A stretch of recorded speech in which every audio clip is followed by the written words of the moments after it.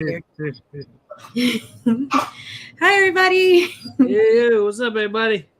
I don't know what is going on with my screen. What a day. What a week, right? Yeah, some week. Man, I'm trying to tell you. Is he live? Okay, it says live because you know. Yeah, we live. Okay. What a crazy week. Give me 1 second. Let me get this dog down here. All right. Come on.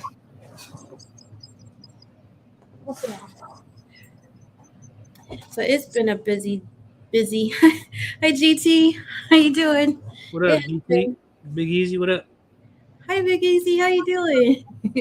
How's everything? Such I don't know. I can't even find a word. What up, Interesting. Blaze? A good one, please. Very interesting this week. Yeah, before we even get into that, I want to just wait for a few more people to come in and see how it's going. Hi, Philly Slow. What up, Philly? Man, oh man. History is being changed right in front of us. Yep. Deanna, what's going on? Hi, Deanna. How are you? Good to see you. Hi, Joe. What up, Joe? Oh, man. It is an interesting time right now. Oh, very. Yeah, I'm not even sure.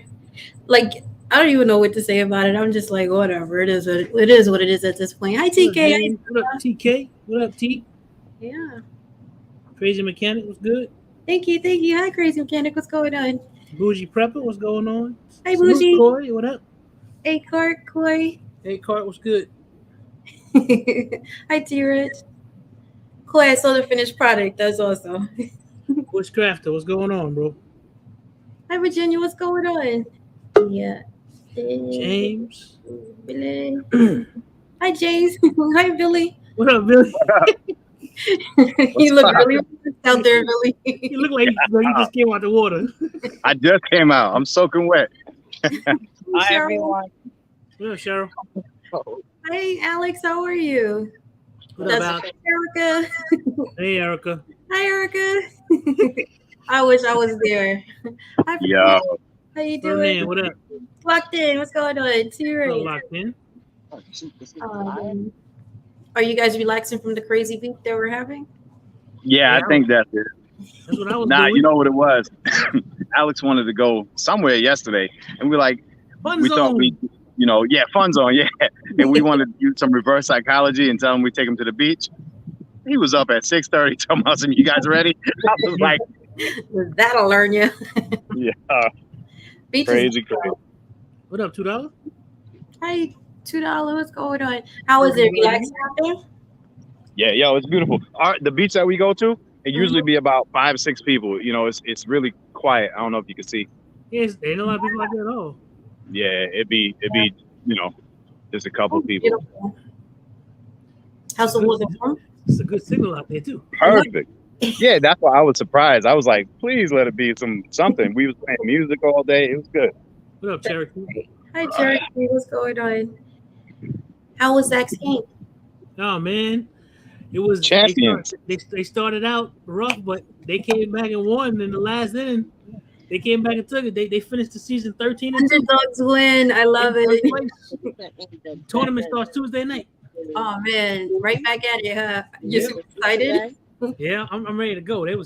They did their thing today. They came back and they won the game. It was great. You don't be cursing at the games, do you? I try not to. Zach be like, what the fuck was that? I yelled at the umpire. He made some bad calls today.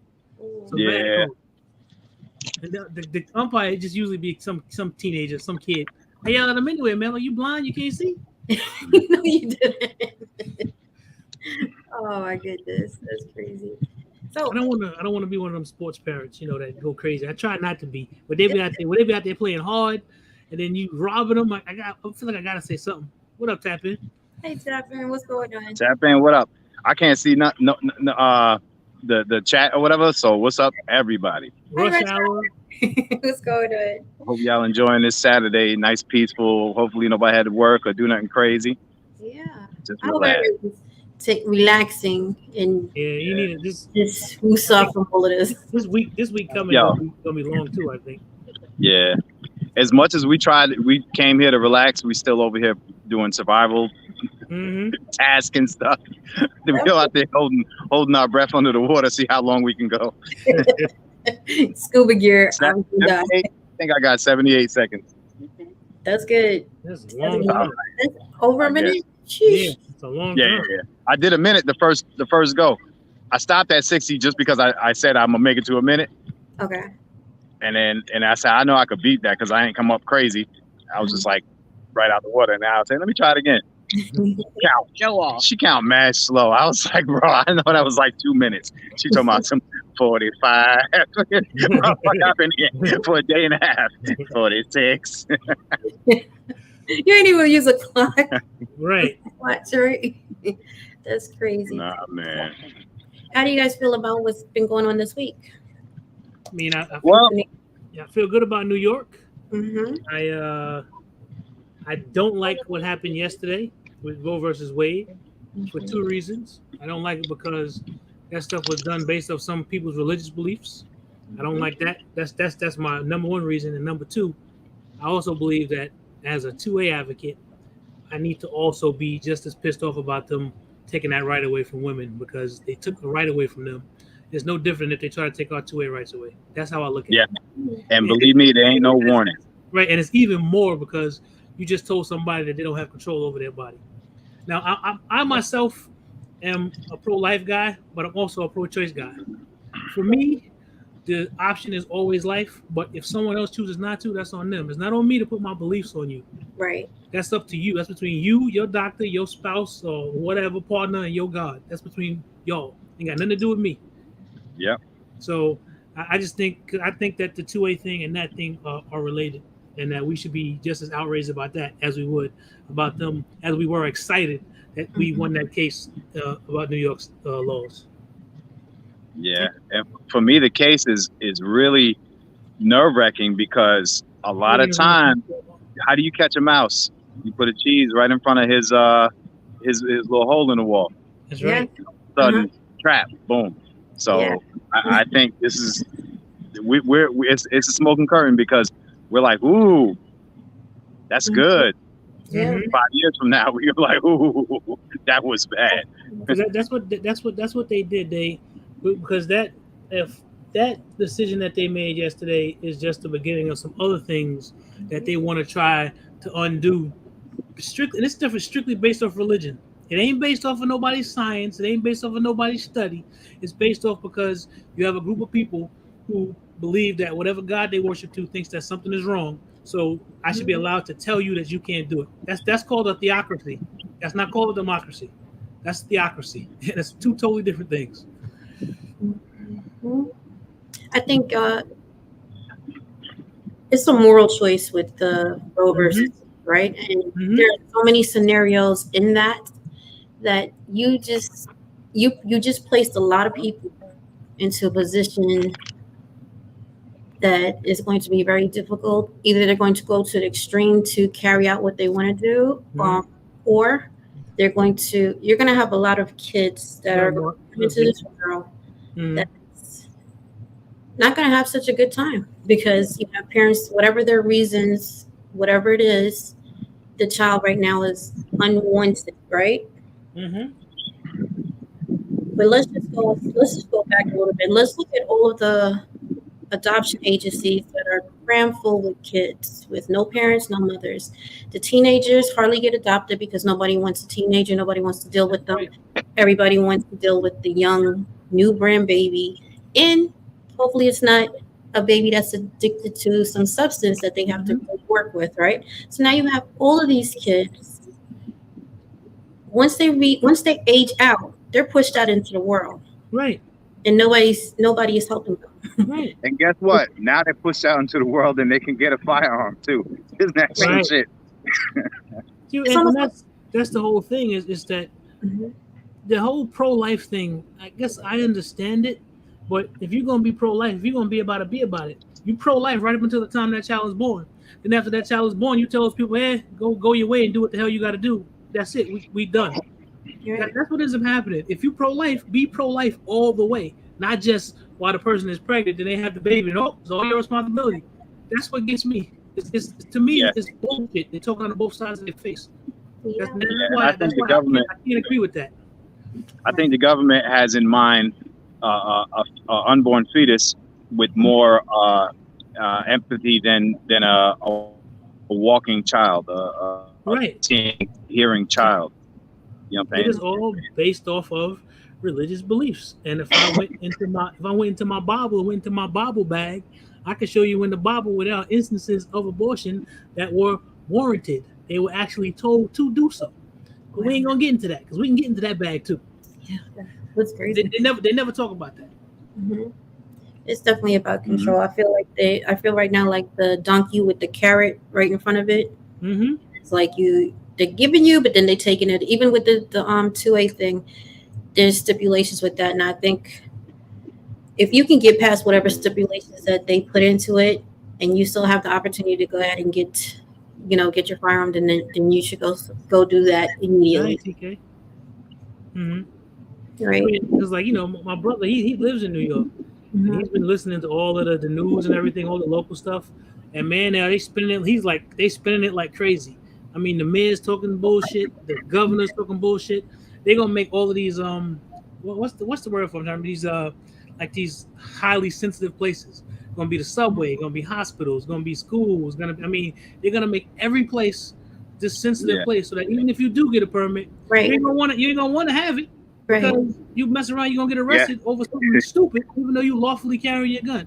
That's why this is the New York. You gotta walk on the right side of the left. Yeah, people are gonna take them to court over those stupid rules that they make behind this. That they try to make everything a sensitive area. This is gonna go on for another 5 years. It definitely is. It's gonna go on, and us as individuals. I know with the gun, I was talking to Quay earlier on today, and he was saying that with the firearms, you have to fight that federally. Mm-hmm. And with Roe versus Wade, you have to fight that state. Yeah, you have to try to see well, what has to happen is they can still pass a law. Mm-hmm. They can still pass a law, which is what, if they were about it, the quote unquote party in control, which is a bunch of weak, excuse my language, they're just full of shit too. Just like the other party. If they really wanted to do something, they could have done it. But it's because they really don't care. It doesn't matter to them. They only care about you when they want to get your vote during election season. Mm-hmm. And now what may happen is they may get a bunch of stuff now because women are mad. And I totally agree. I believe you should be. I believe you should be mad as hell that someone told you that they can just tell you what to do with your body. A bunch of dudes just told you. I can't. Please don't even get me started. It's like, it's crazy. Are you serious right now? Yeah, that is. Women took an L with that one. And they didn't even give any like some states they have those trigger laws. And those trigger laws, when like 10 days or 30 days, some states abortion is going to be like literally almost like outlawed totally. Like there's no exception for incest, there's no exception for rape, there's no exception for nothing, unless maybe something might affect the woman's health that they may die from it. Other than that, man, it's just wrong. It's taking us back to a time that I never thought I would see again. It's ridiculous. It's funny. It's a primitive. It's a primitive thought that you can control a people, and we were just coincidentally talking. 1967 is when the United States decided that it was legal in their legal eyes that you can marry a different race. Mm-hmm. 1967. Q, what? I don't want to be a knucklehead, but were you around? No, around that time. Right? No. There's a lot of people in the chat. I came around 7 years later after that. So I mean, there's a lot of people in the chat. Right. My parents. I mean, talk about revolutionaries, man. My parents got together in, I think, if I'm right, 75, something like that, 74, 75. Right around the corner from that, and they did not, that's being revolutionary because that's in the heat of not being used to it, and they was ready to, fight anything and anybody about it, so it's amazing that still within our generations, this kind of crazy ass, it's okay today and not okay tomorrow shit is going on. Legal, like your freedom. Right. Where you wake up. And that's what they can do. And that's what when if anybody actually listened or read part of what Justice Clarence Thomas said, Oh, there are a lot of rights that we have now that people have, some that affect us and some that don't, that they will be trying at some point to go after. Because that's what that whole thing was. That whole Mississippi, when they challenged that Mississippi law, that was done on purpose. It was done to bring that before the court so that they would have a conservative court and that Roe v. Wade could be struck down. That was a plan. Conservatives play the long game, man. They just do. And right now they're winning, and ain't much you can do about it. The other side has to be just as aggressive, and unfortunately, in some cases, I'm glad they're not aggressive, but with some things, I think they should be. You can't. They fight by these old rules where you have to be civil and you have to have bipartisanship. The one thing that I respect about the conservative side of things is they understand how to wield power. When you have power, you wield it. You don't sit back and wait and say, "Hey, do you like it?" No, you do what the hell you think is right for your people, no matter what. And that's what they do. And I respect that. I don't like what they do with it, but I respect it. And that's what's wrong with the other side. They don't know how to wield power. That's why they get their ass kicked all the time. It's crazy. Yeah. We better start paying attention. States, from the state point of view, if you have young females, daughters, whatever, sisters, just the thought of God forbid, anything happened to them, and it's by a family member. Now she has to bear this child, as men, you know what I'm saying? Like, how are you going to deal with that? You have to see them. She has to do it. What if this kid comes out looking just like this dude? I was reading an article by a young lady. I forget her name. She actually wrote an article because it says that it was titled like "Abortion Saved My Life" because she did get raped by her father and she got pregnant. And if she had been in a situation like now in one of those states where they made her have the baby, she would have had to have her father's child and watch the child grow, and what type of trauma and stuff that would have been, or how she may have treated that child. That's why she said that. She named that article, "Abortion Saved My Life." It was. They call that a sunder. A sunder. A sunder. A son brother. Oh, I didn't know that. No, What's wrong with you?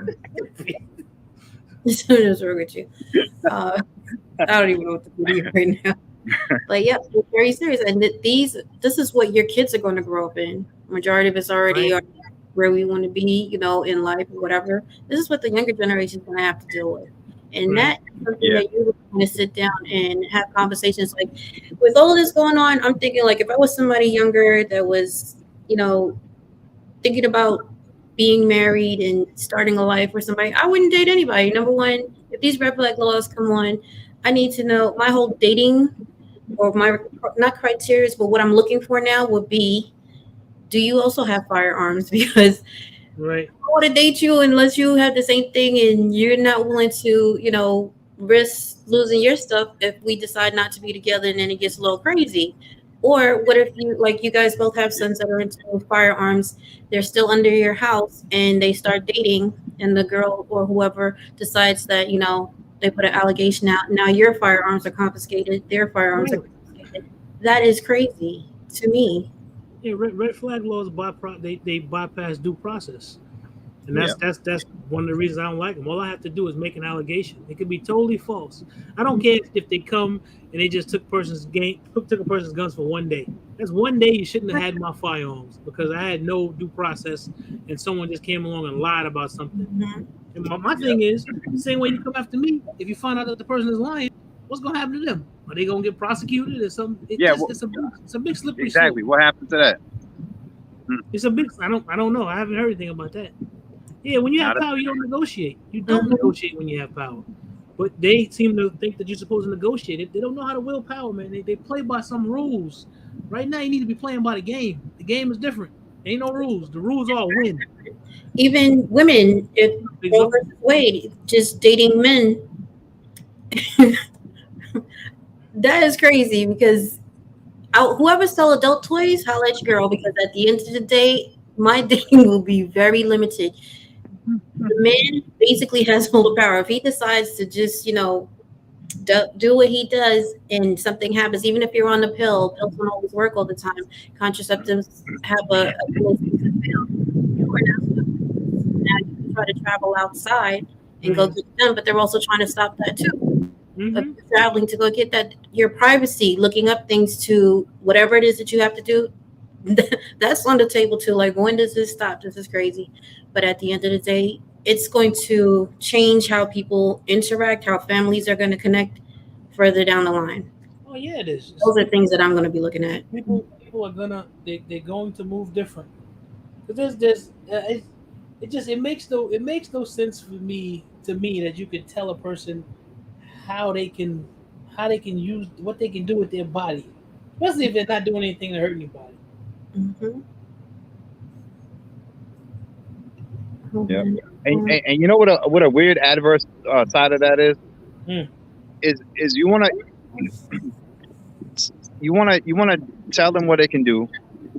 They do what they say in to the law, and then you moan and groan when these families end up on some type of support, state, federal, whatever, child support, whatever support.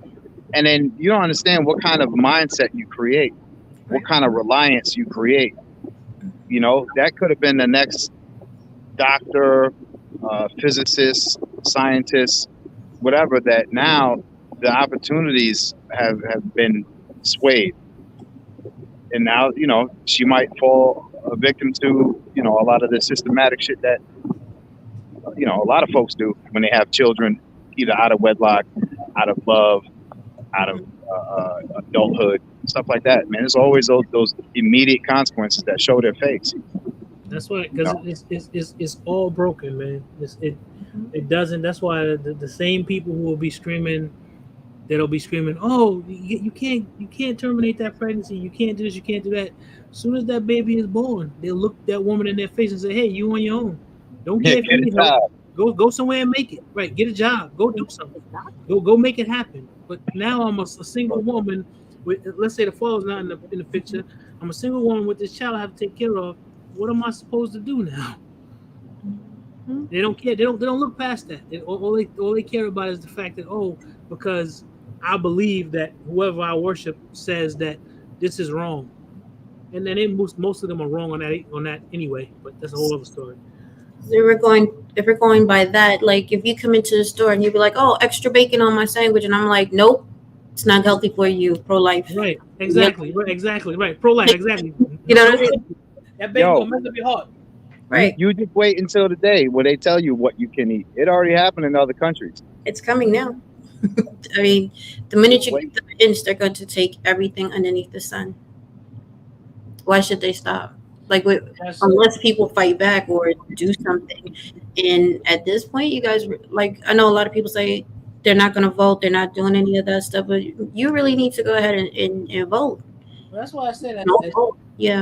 As 2A advocates, we should be just as pissed off about what happened there than we would be as we were excited about the way they changed the New York laws. We should be pissed off that someone lost their rights. I'm being mad selfish right now, y'all. I'm sorry. Let me let y'all enjoy it. I think that's valid. The ocean, so you're not allowed to go on the beach. My man, Triple D. That's how it's Triple D in the building. What up, Triple D? Circle the block. Circle the block, son. It's crazy. Yo, Q, you do look mad young today. I was working out. You see the struggle button right here? It's struggling right now. I hope it just stay there and don't fall out. But at the end of the day, Miranda rights. Yeah, I saw that. Did you guys know about they made it so that it's pretty for you so you can't sue. That's what they did. They made so you can't sue over the fact that they don't do your Miranda rights properly. I heard a little bit about that, but basically they're screwing you, taking away your rights, man. Exactly. He's doing that all the time. You gotta think about it. He's been doing it all the time. I was born in '65, and I've been watching everybody messed up in my family. Yeah. And I actually got close to raising my sister who passed. I had to raise her 2 kids until my aunt took over. And now I'm watching everything go around. So when my friends asked me what happened yesterday, I just turned around and told them, well, look at the Laos people. The women are smart. They tell them, you take the responsibility if you party or anything. So you're on your own on that part. But we're going to get this boy. So now the boy has to be a man. They put them boys to work. Mm. All of a sudden, you notice the families stick with family and the friends back to family. And they watch them like a hawk. Mm-hmm. Boy does decide to skip. The whole association of all the Lao people on the East Coast, they usually just disband them. So they actually toe to toe, daddies, grandmas, and all, they go down to order. I mean, it's like real tight knit. So I started teaching my kids to do the same thing. Yeah. If you're going to party, you got to take that responsibility. If you're going to play with, like how some of us have toys, you know what I'm saying? When I say toys, you're going to learn the responsibility of that toy before you even take it away out in the woods or out in the streets. Mm. So I get a kick out of it because everybody else is looking at me going, what can a woman do if she has a problem, health problem? I say, well, when it comes to health problems, now even the states have to sit there and say, yes, she can have an abortion. But if it's just like a rape or something, everything goes against that boy, and she's got help with the state and the federal. And anybody looks down on her in the area, you have to look down on them because they didn't raise their kids. They let their kids hit the street and keep going. The boys do. I just did this girl, and I don't care nothing for that kid. That ain't a man in my book. So I have to look at it that way. I'm going like, there's a lot of benefits for the female on one half. And it's a lot harder on the guy, but yeah, if you put it where you really go with both of them taking responsibility, then they look at what y'all go through as fathers and mothers. And they actually start doing the same thing y'all do. And if it don't work out, then families can sit there and make sure, well, you can go see this. They don't even go to the court system in the Asian area. The family tells them, you can go see that boy or daddy's family, and that family back to family. And it goes with the same with the girl. If the girl don't want the kid and the boy does, well, the boy's taking responsibility, then that girl's family's going to be watching that boy and taking care of the boy. So it's going to have to go back to the old school ways, as you're going to do what your mom and daddy did. You're going to be watching your mom and daddy. You're going to have to learn everything your mom and daddy did. So I get to keep that up because I have never seen a kid yet in the house. I have seen one pass gas in the house, and he thought he was already in trouble. And daddy turned and said, "What's the word you're supposed to say when you do it?" "Oh, I'm sorry." Oh, but it had to come out, and everybody makes a joke out of it. Yeah. Hey y'all, I'm gonna run. It's starting to thunder and lightning. Uh-oh. Be safe. Yeah, get out of there. Yeah, you see that, right? Looking rough. Be safe. Yo, yes, y'all be safe. I'll talk to you soon. Okay. All right, peace. Right, later. Thanks, Cherokee. Appreciate that. Yeah. I love watching y'all shows, especially when he has big shows. I can say that a lot of times when my wife watches. So if I do say something, if I did get on screen and say the wrong, like a bad word, I ain't getting something like here. What's up, RGG? It's okay. It's just a little bit hard to hear you. Me? Yeah. It's a little bit hard, but it's okay. Thanks so much for sharing that with us. Yeah. Well, I agree with all y'all on certain situations, especially on that gun law. I hadn't figured it all out on it. I'm reading up on it. Yeah. But I love watching y'all shows. Thank you. We love having you. Well, I'm going to get off since y'all can't hear me that good. Okay. It's working. It is working again. Okay. All right. Bye-bye. Bye. See you later. Yeah, that's crazy. They put the but that's something too that I don't know if it's something that was lost in translation somewhere, because I always knew from the time I was a kid that you don't talk to the police. Right. No matter what. You don't say nothing to the police. You might not even say your name. Now, there may be some consequences that come behind that. They'll take you and do whatever, but you don't say nothing. Only thing you need to say is, "I want an attorney." That's it. That's it. Don't tell them nothing. I've been taught that since as long as I can remember. You don't talk to the police. I teach my kids that. You don't talk to the police. Right. But now people really all over should be teaching their kids that, right, and actually what their rights are, not just, oh, you have the right to remain, silent. Teach them everything so they know, this is the procedure, this is what happens, because they don't have to tell them that. And I get it when they said, like, there was an instance, they said that the guy got off for murder because the cop forgot to read the Miranda rights. Mhm. So I get it. It's like a double-edged sword. But at the same time, if that's not something they're held accountable for, right? right. Then what are we doing here? That's part of your job. Like, if a doctor don't sew you back up, Right. like what happens here? And you just have to, what has to happen is there has to be a change. You have to, in our community, I know that's a real thing. Like I said, I grew up around that. It wasn't just because I was taught that. I grew up, everybody that I knew, everybody that hung out together, you don't talk to the police. Right. No matter what. So if that's something that we have to make sure we teach, and that's an old school thing for me, I still teach that now. And I have police officers that have told me, you don't talk to the police. They'll tell you, don't say nothing. Yeah. You don't, like if you get pulled over, you don't agree to a field sobriety test. Mm-hmm. You don't do all type of stuff. You say there's consequences that can come with it. Like you may have to go spend the night in a holding cell or something like that, but whatever.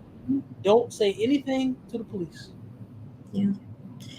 And I hope people are sitting down and telling their kids this. Just drill them on that. Mm-hmm. Just like the Pledge of Allegiance, you sit home and be like, look, this is what the Miranda rights are. This is, anything happens and I'm not there, police pull you over. This is what you should do. Besides, I need to speak to my parents or call my lawyer, X, Y, Z. Because what it does is it creates a talk for another group of people. I myself, as the parent of Black children, you always end up having to have that talk with your children. Now, other parents are going to have that talk with their children too. Right. Because it's just that now that they've given them free range of the license to just do whatever, everybody needs to have that talk now. Because that's the number. What's up, Parasite? Number one thing is, that's right. You don't talk to the police. The only thing you say is you want a lawyer. Don't even tell them your damn name. Right. Because they'll use anything against you. Absolutely. Hi, Parasite. What's going on? What up, Parasite? Lawyer up immediately. Right. That's right. Lawyer up. Good evening. Good evening. That's very important. What you guys are saying, and I'm afraid we're going backwards fast, looking at the things that are going on. So some people were saying that, oh, this is a victory with the gun thing, but okay, they took away something that was a staple and a standard for many, many years. So how are we to think that they can circle back around and attack this? That's what I say, Paradise. I say that. That's why, as 2A advocates, we should be mad as hell that they took that thing away from women. We should be mad as hell. I say the writing is on the wall. Better get ready. Start digging holes. Get these. What up, TK? Hey, TK. Yeah, that's TK. I'm on it. What's up, Mama? Y'all, I snuck in the back on my job. Because like the ruling, it really fucked with my anxiety on a whole nother level. To take that away from women, when I understand pro-life, I get it, cool. I understand pro-choice. What you do with your body, what you do with your time, hey, that's on you. Don't, like my favorite saying, what you eat don't make me shit. Right. Don't have nothing to do with it. Mm-hmm. I really do. But what they fail to realize is not all abortions are by choice. Some abortions are medically needed. So what that means is, if I have an ectopic pregnancy, which means I'm pregnant in my tubes, that can kill me because my tubes do not expand like my uterus will. My tubes are not made to support the expansion of a growing child. It could kill you. That's going to kill me. Right. So you're telling me that I cannot abort that child. So you're putting my life in danger. So you want me to die to support a child that's going to kill me? What the fuck is that? Right. That's right. Make it make sense. What up, Big Zo? Hey, what's up, y'all? But not only that, you're forcing me to give birth to a child in a world where you don't have enough formula. Okay, you don't have enough formula on the shelves. Not everybody can produce breast milk. Right. Not everybody is comfortable getting breast milk from the next female to put into their child's system. Right. Infamil has a lawsuit right now because motherfuckers saying something in Infamil has killed their fucking children. Wow. Everything in the fucking world is going up. The price of food has gone up. The price of gas has gone up. Everything has went up except for the price of motherfucking pay. And you gonna force me to have a fucking child? Like they free? Like, Right. are you fucking serious? Right. Are you fucking serious? Right. I like your realistic banter. Yes. That's right. Tell it like it is, sis. No, like, bitch, you really fucking playing with me. That's right. Not only that, like Corbin said earlier, you have a system full of fucking kids right now that parents did not want. That's right. That are not being adopted. That the system is not fucking raising properly. That's right. You have another set of kids that are not being loved properly. I just watched videos. I was up because my anxiety wouldn't let me rest last night because of this shit. So I was up watching random ass videos. And I ran across this story where a mother killed her 2 kids. Oh, man. Where a mother killed her 2 kids. Killed her 2 kids because she felt like her kids was evil. But the whole time she had been neglecting those same 2 kids because she wasn't with the daddy no more. It's crazy. But you forcing motherfuckers to have kids. You're taking away abortion. You took away the champion. It's about, like they said, it's because you're in Mississippi, right, TK? I live in Louisiana. Because I know the Mississippi law is going to be the most restrictive in the country, I believe, and that goes into effect in like 10 days. It was a trigger law, and if they got rid of Roe v. Wade, then 10 days later that law goes into effect. They're real draconian laws. Like, I mean, it's ridiculous. It's like I say, it pisses me off the most because it's based off of somebody's religious belief. You get to force what you believe on me, which is that's not American. Right. It's not. It's not American. Yeah. That's a big problem. That Zach, you're exactly right. That's where they basing it at. But the problem is their perceived religious perception, or their perceived what they believe. Because how many times have you heard people think they're speaking from the Bible and they it's like they got it turned upside down? Right. Like they can't read. They can't flip and read. That's because I'm a faith person, but I get so tore up. I'm sorry to get when I hear people cannot even articulate what the Bible says or what it meant or who it was talking to when it spoke a certain thing, and then they want to just take it and smack it down and apply it to you and me and this person, and you don't even know what you're talking about. And this is where we are with the politicians in the world. I really would. I'm gonna say it like this. Hopefully, it doesn't become a problem. But I would hope that the one party would have the same thing happen to it that happened to the other party a few years back. Remember the Tea Party and those younger folks came in, and a lot of old guys got their hat. The old guys, they got their hat and went on home because they couldn't handle it. But now we got a bunch of people, they're dying in office at this age bracket where they're not in touch with reality. No. And all of that. Let me shut up. Somebody else is trying to talk.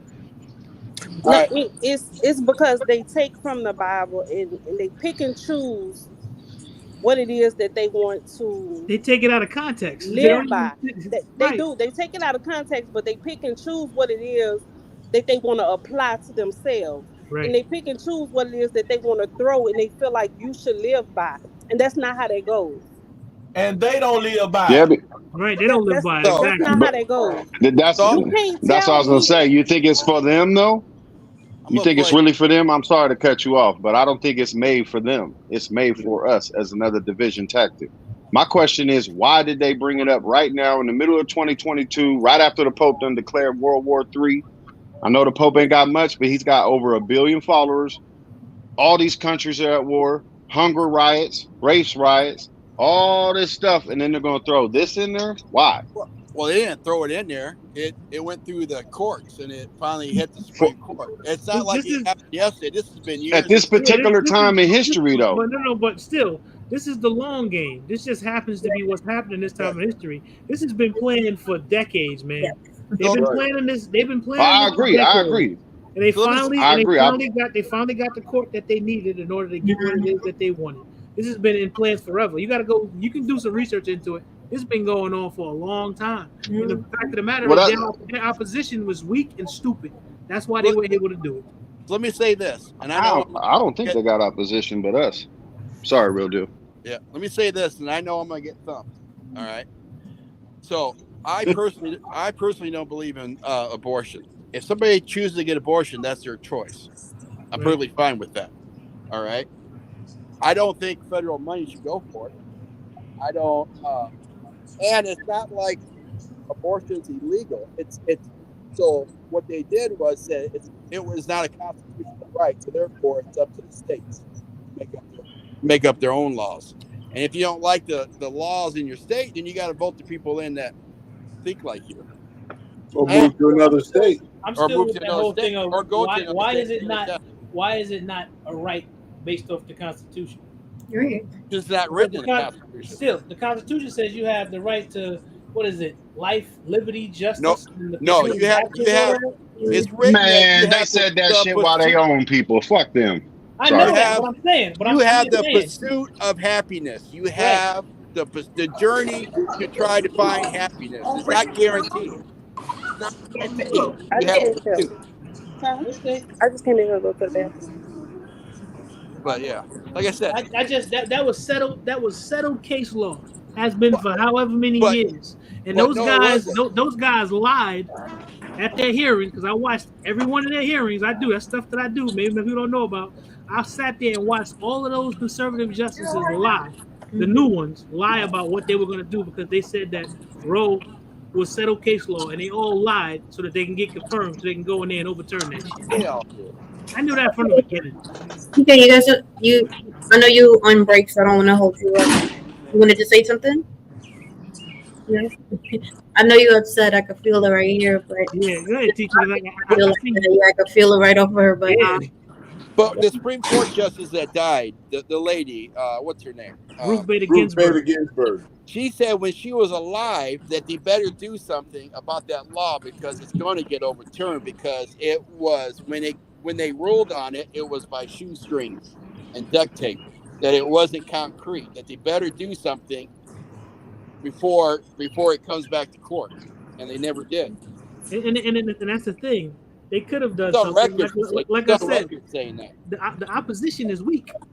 I look at the opposition as like the Washington Senators or to the Harlem Globetrotters. You know, the Harlem Globetrotters are superstars, and they play the Senators every time, and they always beat the Senators because the Senators are clowns. That's how we look at the opposition to the conservatives. And they're whipping boys, man. That's what it is. They could have done something to stop this, but they don't care. And let's look at the history of Planned Parenthood. You know, I assume everybody knows what the history is with them. I know what the foundation is. It's been a joke. Yeah. The foundation was to wipe out the black race. It's been a joke. And where are they located? They're not my neighborhood. Right. No, they put them in minority neighborhoods. That's right. So I say their goal is still the same. But like the fact is that didn't work, because our birth rates are way higher than black birth rates are way higher than white birth rates, and Hispanic birth rates are through the roof. Yeah. And so that whole thing didn't work. I don't believe in abortions, but I believe that everybody has the right to choose for themselves. But the crazy my beliefs do not affect what you do with your life. I agree, real deal. I'm the same way. I'm pro-life, but I believe it's not up to me to force my beliefs on you. Yeah, that is your choice. What was you saying, TK? The crazy shit is, like, you want to minimize black producing. Mm-hmm. But blacks are the only race that actually can produce all races. Yeah. Well, blacks are the only ones that can produce every single race. Why do you think black people are the only ones that can have kids of every fucking color, with every fucking eye color, every fucking hair color? How do you think that shit happens? Well, in the Bible, it states that at the end, we're all going to be one race, and we ain't going to be white. First of all, we all started as one. Yeah, we all started. We started as one race. We still one race. Well, We we're all one started race, as but one. different. We're all fucking humans. First of Right. all, human is the only fucking race. Yeah. That's right. If you want to be completely And I honest. agree First with thing that. about I that. Race understand. is a concept that Race. some German dude created back in the day. If There you you wanna go. be His name Race was is a 100%. big Blumen. lie. But Just the like thing is, Race the is a fact big of the lie. matter Whatever that is, guy's name. the fact of the matter is, Yeah. you put Planned Parenthood into predominantly black areas to try to minimize the production of black kids or black people, and it did not work. So you brought in drugs to try to kill off black people. It did not work. You brought in prisons and you started to incriminate and you started to, put all of these black people in prison. It did not work. You started to kill them. It did not work. Everything about that you're syphilis. doing is not fucking working. So you're constantly trying to find something to work. It's not going to fucking work. What all that needs to happen is black people need to fucking realize it, to actually fucking come together and turn the fucking hand and do what the fuck needs to be done. Work together. It's true. What you say? Become fucking one. That's right.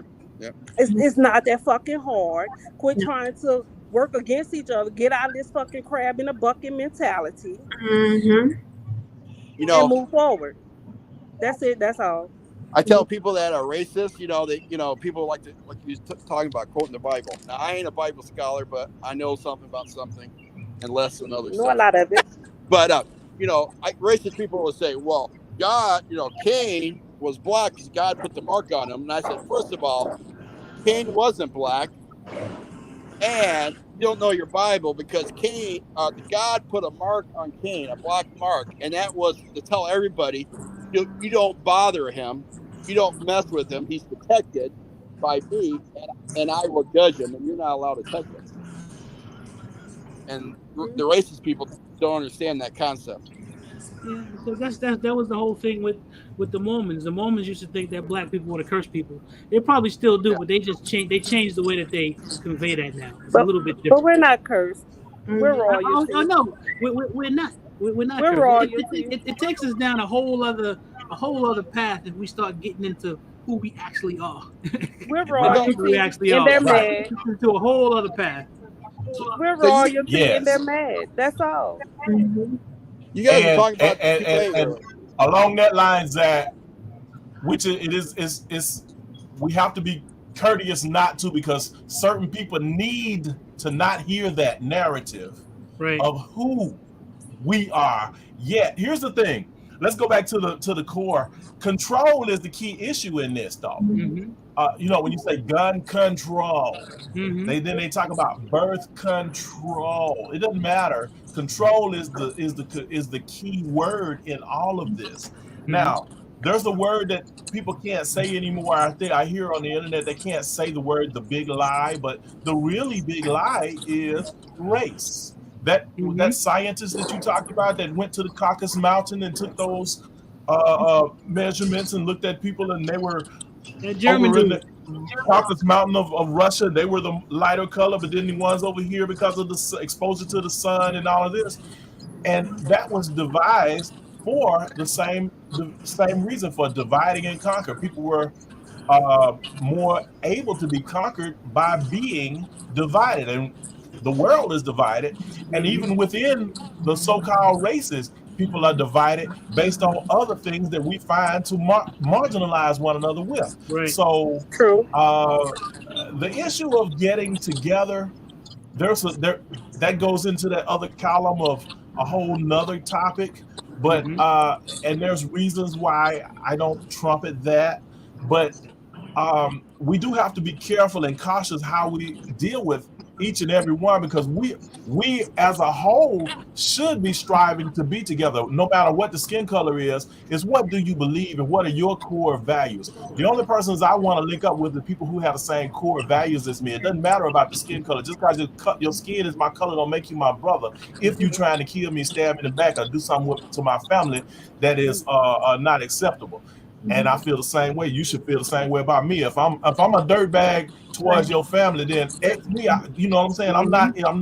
I definitely won't be welcome, and that's kind of how I feel about everybody else. There are some who have different skin color who treat me so much better than other folk, and it's based on what we talk about, what we believe in, and what your heart say. You know, I got keys to certain people's establishments that's worth whatever, you know, and that's just how it is. They saw favor. I was able to gain favor with certain people just because. And sometimes we're that way when we work with people, and sometimes people find out who we are and they find out we're really okay. It ain't got nothing to do with this or that. It's who you are. And that was one of those words that one of the speeches of Martin Luther King said, is that when we be able to look at the content of a person's character rather than the color of their skin, that's when we start looking at being more together. And I'll just close with this. I think this whole big mess might just be the perfect storm for people to realize who is real people. Right. I believe that. I believe that we're moving into a dispensation of time. I'll put it that way, that we haven't seen before. Right. And we're moving into something that maybe some folk who are older than us have seen to a certain degree, but it's one thing to not have something and get it. It's another thing to have it and then someone take it away from you.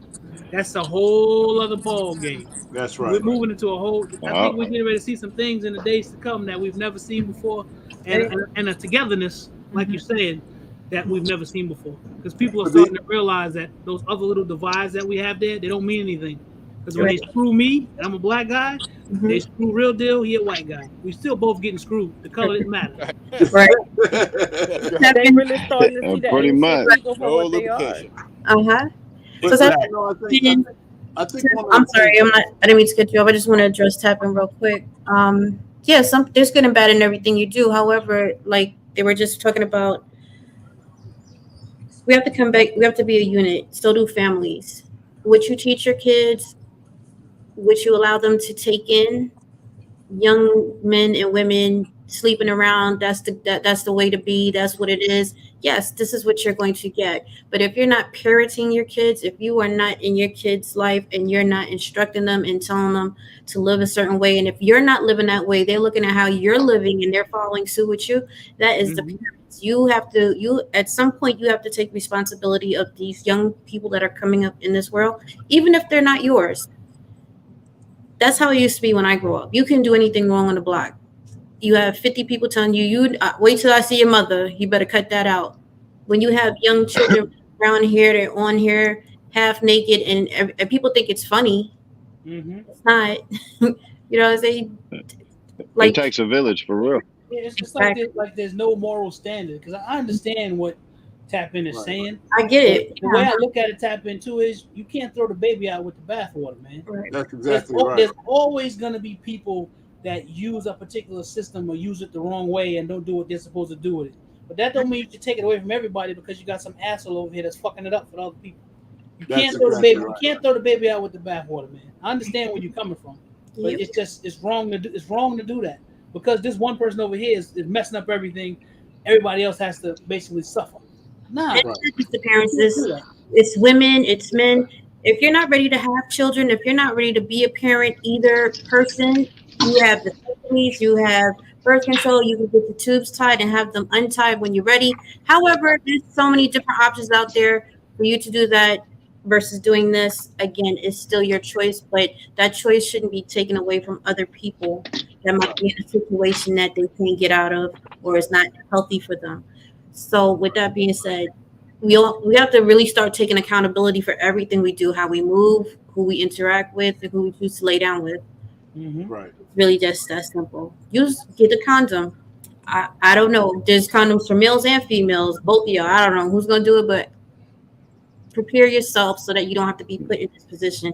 And if you have young adults, young kids, you need to have these conversations with them. Don't be afraid to tell them, like, this is how babies are made. You want to avoid this. And it's not just about babies, it's sexually transmitted disease. There's so many things that you need to sit down and be real with your kids about, and stop saying, oh, you shouldn't do that because, it's God doesn't look at that in a good way. No, you could die doing this if you're not ready for the consequences. This is what when you want to run out there and be fast or whatever, or furious, or however you want to call it, you have to talk to your kids. We can no longer live underneath that bubble. And some adults, everybody has a friend that, like Tappan says, use that for birth control. Like Parasite said, that doesn't align with me. So now I have to kind of separate from you because I don't agree with that. But it's not for me to tell you you can't do that. Right. If it's not morally okay with me, then I need to step away. I can talk to you about it, but I can't change your mind. That person still has that option. When they did this, they took away a lot of women's option just to have a decent life. They took away part of your autonomy. They basically legislated, like Corey said, they legislated your womb. They took control over what you can do with your body. It's no different as if they passed some law to saying that they had control over my balls. Not to be offensive, but it's the same thing. And that's why, as men, as two-way advocates, we should be mad as hell because of what we just saw. I don't think the two things are separate. I think they both live together in the same place, and we should be mad as hell that a right was taken away, whether it's in the Constitution or not. If it was settled law, that means it is what it is, and we should be pissed off of the fact that something that was put out there for y'all and a right that they're going to take away, because the same way that they'll do it to you is the same damn way that they'll do it to us. And that's why we need to be mad as hell about it, because they use a theocratic system in order to call it some sort of democracy by using the court. It was theocracy they did. It wasn't democracy or a republic, which was supposed to be a republic anyway, not a democracy. I think one of the things that this is going to bring about a certain amount of divisiveness, amongst people and stuff. And so what's going to happen is some people will say, well, okay, whether you're a Democrat or Republican in 2020 or whatever, and now all of a sudden, okay, so then the whole gun rights thing happened, and so now they're trying to pass this common sense gun control or whatever it is. Well, the common sense should have told the cops to get in the damn room because they were there for 3 minutes. After the shooting got started, they didn't break in the room until it's fucking 70-something minutes later. Right. You know what they did? My wife is a retired school teacher. And guess what grade she was teaching? 3rd and 4th grade. That could have been her. Right. But see, that's what I'm saying though. And so now they're saying that guns are bad and everything else, and now they're saying abortion's bad. All of a sudden, so what they're really doing is I feel that this country is trying to add a certain amount of divisiveness for you. Okay. And what they're trying to do is they're trying to say, okay, we're going to try to do this and do this and do this and do this, and then next thing you know, if you happen to have a position on one of these issues, somebody may just fly off the handle at you, be ready to fight, do all kinds of other shit because they feel that abortion is killing and all this other stuff, and guns are so bad and terrible, and look at the people in Texas and Uvalde and everything else. Hey, what? That's the whole thing.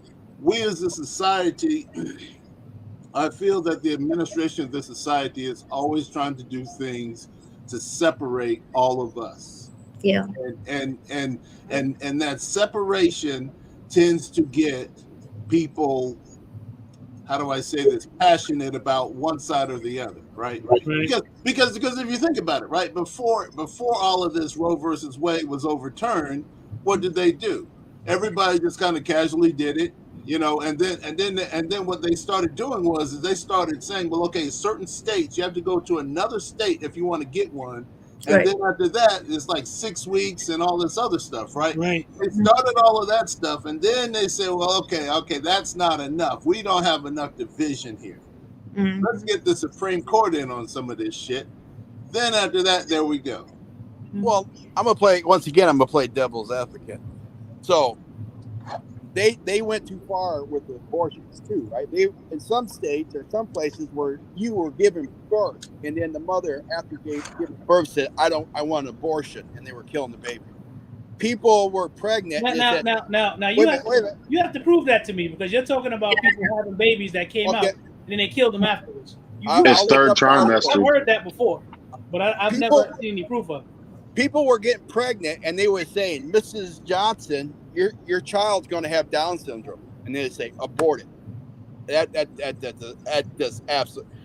That'd be like saying, Mrs. Johnson, your child's going to be white. And they'd be like, ooh, abort it. I mean, that's just ridiculous. My daughter has Down syndrome, and she's the greatest gift I ever received in life. And for you particularly, though, them parents, they wasn't ready for that. That's their choice. At the end of the day, it's their choice. I was told I agree to have abortion because it wasn't going to be the first mine child. Mine too with my son. My son was said to have a. It wasn't going to be a perfect child, so therefore was to be said. I get that. That's where the emotions come into play. Just like everything else they've done to divide us, they throw the emotional part in there. So every human being's got an emotional reaction to it. That's right. I have my own reaction to all of it. When I was 16, 17 years old, the girl I was with, she aborted my baby when they was 6 months old in her womb. So that tore me the hell up 3 times. Not all at 6 months, but my point is, it wasn't my choice. Now, if my wife was doing it, I love my wife enough. She would talk to me about it because I should have some say so if it's my wife. But that's my own personal belief. If she wanted to go do it, that's her choice. I couldn't use that against her. Wild West when it comes to abortions, there's got to be some guidelines. But it's not. There is no guidelines. It ain't our bodies, homie. Right. It's not our bodies. We can't make that decision. If the woman, we, as men, we want to think we control everything. But in that situation, I don't want to control nobody. But no. But I'm just saying, if a woman decides that that's what they want to do, and you've talked to as much as you can, and there isn't anything you could do, and it actually boils down to it's her decision. Mm-hmm. There's women that are pregnant and don't even know until it's time to give birth. That's right. That's real. Yeah. That's happened. They try to do this thing with 6 weeks in Mississippi. You have to do it before 6 weeks. A lot of women don't even know they're pregnant by 2 months, 3 months sometimes. Right. That's right. Right. That's right. That's what AOC said the first time, because she was saying that if you're, whenever this whole six week thing came about, she was like, well, the reality is you could just be 2 weeks late with your period and you wouldn't even know. And I'm like, well, good gosh, I'm not a woman. I can't speak to that, obviously. Right. But the thing is that now what they're saying is we don't want you to have any access to that. And basically they want to control what happens inside of a woman's body. Right. And that's the jacked up thing. It's some old school legislating that some old men can control what women do. It's just taking us back to another time. That's all it is. Supreme Court justices now. Ain't all 9 men on the Supreme Court. I know they aren't, but they are. But the one woman who was involved in that decision is a fucking religious zealot. I know exactly who she is. See, I'm not ignorant of this stuff. But I talk about guns all the time, but I pay attention to a lot of shit. Amen. This may be emotional. She is a religious zealot. That's what she is. And if you look at the group that she's down with, that's what they are. They're a bunch of religious zealots. And that's how they use her. She absolutely shouldn't even be on the Supreme Court. If you look at her record and who she is and her experience, she shouldn't even be on the Supreme Court. They put her there because they were going to use her to do what they use her to do. Let me ask you a question. Let me ask you a question. Do you believe this is fair, or if this is their choice? In California, it is state law that if, say, your 12-year-old daughter goes to school and tells the teacher, I am pregnant, the teacher by law can take your daughter and get an abortion and never tell you about it. Do you think that? Now, you want to know something? I don't. If that is an actual law that they have in California, hell no, I don't think it's fair. But I'd actually have to read that law and know that it's true. No. She's a minor, and right. Another adult decided to take control over her body and go with her. And you had a 12-year-old make a decision that she mentally can't even make yet. She should have talked with her parents. So if that So is the then- law in California, that's a And then bullshit ass so law. therefore, You need to get rid of it. there should be some guidelines. Well, yeah, there should. I never said there shouldn't be any When guidelines. it comes like that, Well, yeah. But I just want to know where the line is. Where's the line? That's at the end of the day, it's up to the parents. right. I mean, if a 12-year-old's got no choice other than to go to the doc or go to the school nurse, that's where the problem is. Because that little girl didn't have no choice but to go to a fucking stranger. You know, Excuse my language. encourage. You know, I'm not even gonna go down that road. But they still encourage all kinds of stuff. Look at the California's got the 10-year sodomy law.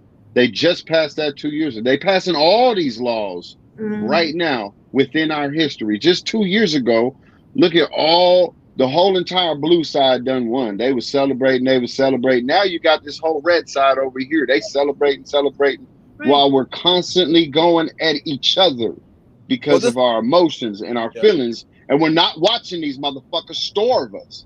We're not watching them traffic our children and mentally and physically molest our children and take everything from them, because that is what they're doing. And we're letting them do that because they're using one of the greatest weapons against us right now, and that is technology. They're using technology on all bases. That is why these children are doing what they're doing, is because they're watching everybody else doing it as soon as they do it. That's why we're having more riots, because as soon as you see all your homies down there at Times Square or whatever, bam, you're there within minutes. Back in our days, it would have took a while for everybody to get together, and we'd have had to plan it out for a week or whatever. Man, as soon as the decision came down, there was thousands and thousands of people within every city of our country. Why? By design. That's what they want to do. Back in the 1500s, what was it, the Middle Ages or whatever? I ain't good with history, but how do you distract people when they're starving? You give them a problem, so they fight amongst each other. Then they forget that they're hungry. That's how they did it back in the kings and queens days when all the peasants was going after each other. They still do that now. Divide and conquer is a tried and true plan, man. All the time. It works. That's right. Oh yeah, and I'll tell you what, ain't nobody talking about no Will Smith or no shit like that now. Right. It just got real, right? Now this is pure emotional, and I'll tell you right now, this is based on my emotion only. My daughter is adopted. Her mother had Down syndrome. Her mother was raped, and then had Stacy, and then did the best she could, and she couldn't be the mother that she needed to be, so she gave her up. First, she came into foster care, and we ended up being foster parents. And then mom gave up the legal rights to her, and we adopted her. That is one of the, it is the best blessing in my life that ever happened, and it's all because she chose not to get it. And it's purely what I'm saying is purely emotional, and nothing else. But I just don't believe that's one of the best blessings I ever received. Real deal. And you want to know something? When I look at that and listen to that story, that's a beautiful story. That's a beautiful ending. But that's not the type of ending that happens all the time. I understand. I understand. You're a minority in that one. I used to be a foster parent. I know all the kids that are in the system and how they shuffle them through, and how people become foster parents so they can get that check. Right. And none of it gets spent on the kids, and they're going on vacation and all that kind of stuff. I get it, man. I've seen it. I've seen social workers. They don't give a damn about the kids and do everything they can. And I get it. I've seen it. I've lived it. I've been part of it. I get it. And like I said, I don't believe in it personally. If somebody chooses to do it, that's their body, they're right. But I just know from my own story, it's one. But she had exactly she had a choice. Right. She had a choice. She had a choice, and so does everybody. But once they did this, you took away the choice from a lot of people. Mm-hmm. And that's the problem. That's crazy, and it's affecting a lot of people. Look how it affected TK when she came on. You think that she's the only female that's going to affect it? No, there's going to be a lot of people walking around here upset. There's going to be it's going to be a hot summer. And they already said that. This is going to be the summer. They should be upset. They should be upset because someone just told them, you don't have the right. It's not like you don't tell me I don't have the right over my car. Or I don't have the right over this piece of whatever. They just told you that you don't have the right over any autonomy over your own body, because we decided that we know what's best for your body and we know what's best for you. Right. That's what they just did. And that's And the way that, Should be mad as hell. But this but is the also way they're gonna this play, is, you got as a 2A guy, I'm an advocate of 2A and I'm on it. And so if you're pro-abortion, and I'm not saying everybody, but you got to be active. You got to be calling people. You got to be doing stuff. You know what I'm saying? You can't sit there and say it'll never change. but that's not what they're gonna do. Them corporations are already ready, man. They set this in motion for a while. They're gonna have their people on the cameras on their side, just so they antagonize the other side. The exact same thing they did with the BLM movements and the Antifas and all the other stuff we've been seeing these last couple of years. They position people, and it drowned out the actual real causes, because there was real BLM in there. That's just a label because they had different names.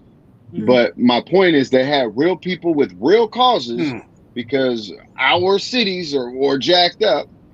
But they injected their own plan in there, and that's exactly what they're going to do with this. That's exactly why they brought it out, for us to keep staying distracted. Let's focus on this. Let's focus on this. I think that what ends up happening is, and the sad thing, it happens in most societies, most great societies, is eventually the people just get fed up. Now, this may be that moment, because there are way more women. There are way more women than there are men. This just may be that moment where the straw that breaks the camel's back. See, I in my lifetime, I can't remember there ever being anything like this where there was something that was given as important as this, and then they just decided we're just going to take it away from you just because we can, because we don't think you should be able to make that decision. Right, because they will have the voting majority on it. Exactly. This is one of the most monumental things I've ever seen in my life. So I don't know what's getting ready to happen. I don't know what's getting ready to pop off, but I know that there is a change that is getting ready to take place, because they just mess with something is something different. Like I'm saying, it's not about someone's things; it's about someone's person. There's a different feeling. This is the first time the Supreme Court has voted one way and then turned around and voted another. It's like the first time since, like, I heard some historian talking about it. They did something like this way back hundreds of years ago. But this is like the first time it has been done in modern times. Right. But the first case that they ruled for it, if you go back and look at it, how should I say this? So they ruled on it, and this was attached to it. It wasn't firmly boom. You know what I'm saying? It wasn't concrete, and that's why Ruth Bader said we need to be active. This is hanging on by a shoestring. This should never happen. I'm glad it happened, but this shouldn't have happened, and we better be active about it. And everybody just assumed it would never change, and then it did. Because they weren't paying attention to the long game. They weren't paying attention. It's because there's too much emphasis on how I can stay in office, how I can make more money for my family, because none of these politicians give a damn about us. They're so far removed from who we are and how they're supposed to deal with us. They're in office for themselves. They're not in office for us. People have no representatives. They have no representatives at all. You know, Todd Young from Indiana voted. He was one of the 14 that voted for this red flag gun control crap. Right. And I called him 3 times. I said, I'm very disappointed. You better vote against it. And then I called him back the next day. You better vote against it. And then he voted again for it. And I called him again and said, guess what? Hoosiers ain't going to forget. So enjoy the time you're in office now, buddy, because we're going to vote your butt up. And that's why they do all the different gerrymandering and voter suppression and all that. It's because, like I say, we have an upper class or an aristocracy in this country that have decided we are going to do what the hell we want to do, and screw what happens to you. We don't care how high your food goes. We don't care how high your gas gets. We could care less about your children. We don't care if they get gunned down in school. They don't give a damn. Doesn't affect us. That's what it's all about. Because it doesn't affect them, because they sit in their ivory tower and they look at us as peasants. Yeah. Not as constituents. They look at us as peasants. They do what they want to do. And we're not intelligent enough to control our own thoughts and stuff. Come on, Zach. We're not peasants. That's how they look at us. They look at us as peasants. We're not constituents. No. We are votes to them. Yeah, I mean, we ain't even votes. you would like to think that. So okay, so you a peasant. You're a peasant with a vote. That's how they look at you. They look at us as peasants. We're not To go back constituents. to what you were saying earlier, Zach. History have shown every great society has collapsed on itself, That's right. and it's just a matter of time. I hope I don't see it on my grandchildren or great grandchildren or whatever.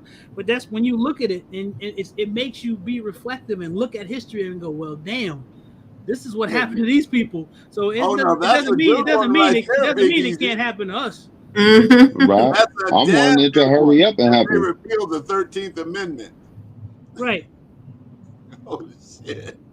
That's what I'm saying, and that's what I'm saying. It's things like that where you have to watch. It's a slippery slope. Because I understand that in this country, I am considered a permanent underclass. No matter what I do, no matter how successful I am or whatever, as long as I'm in this skin, I'm going to be considered a certain way. So, I mean, that something like that, you think, oh, they're not going to repeal the 13th Amendment. You never know. You never know what somebody's going to try to come up with. So let's step back for a second. So the repeal, like the 13th Amendment or the Second Amendment, it doesn't go through the courts. They have to appeal that. You have to get the majority votes. Yeah, but someone can do just like they did with the Mississippi case. Bring up a case because they know the court is stacked, and bring up something and have the courts make a ruling that basically could run contrary to what it says in the Constitution, and then you're screwed. There's nobody to appeal to. There's nothing really you can do about it, especially if you got a weak ass opposition like we have now, which is a weak ass opposition. There's nothing you can do but be screwed. That's it.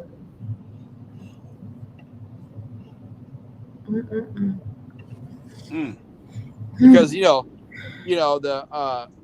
one side, well, both sides, but one side has always screamed about gun control, that we don't need these guns, we don't need this and stuff. And when they had the majority on the side, well, they never had the majority on the side, because if they had the majority on the side, then they could have made a amendment to the Constitution and had the American people vote on it and get rid of it. But they never had the numbers.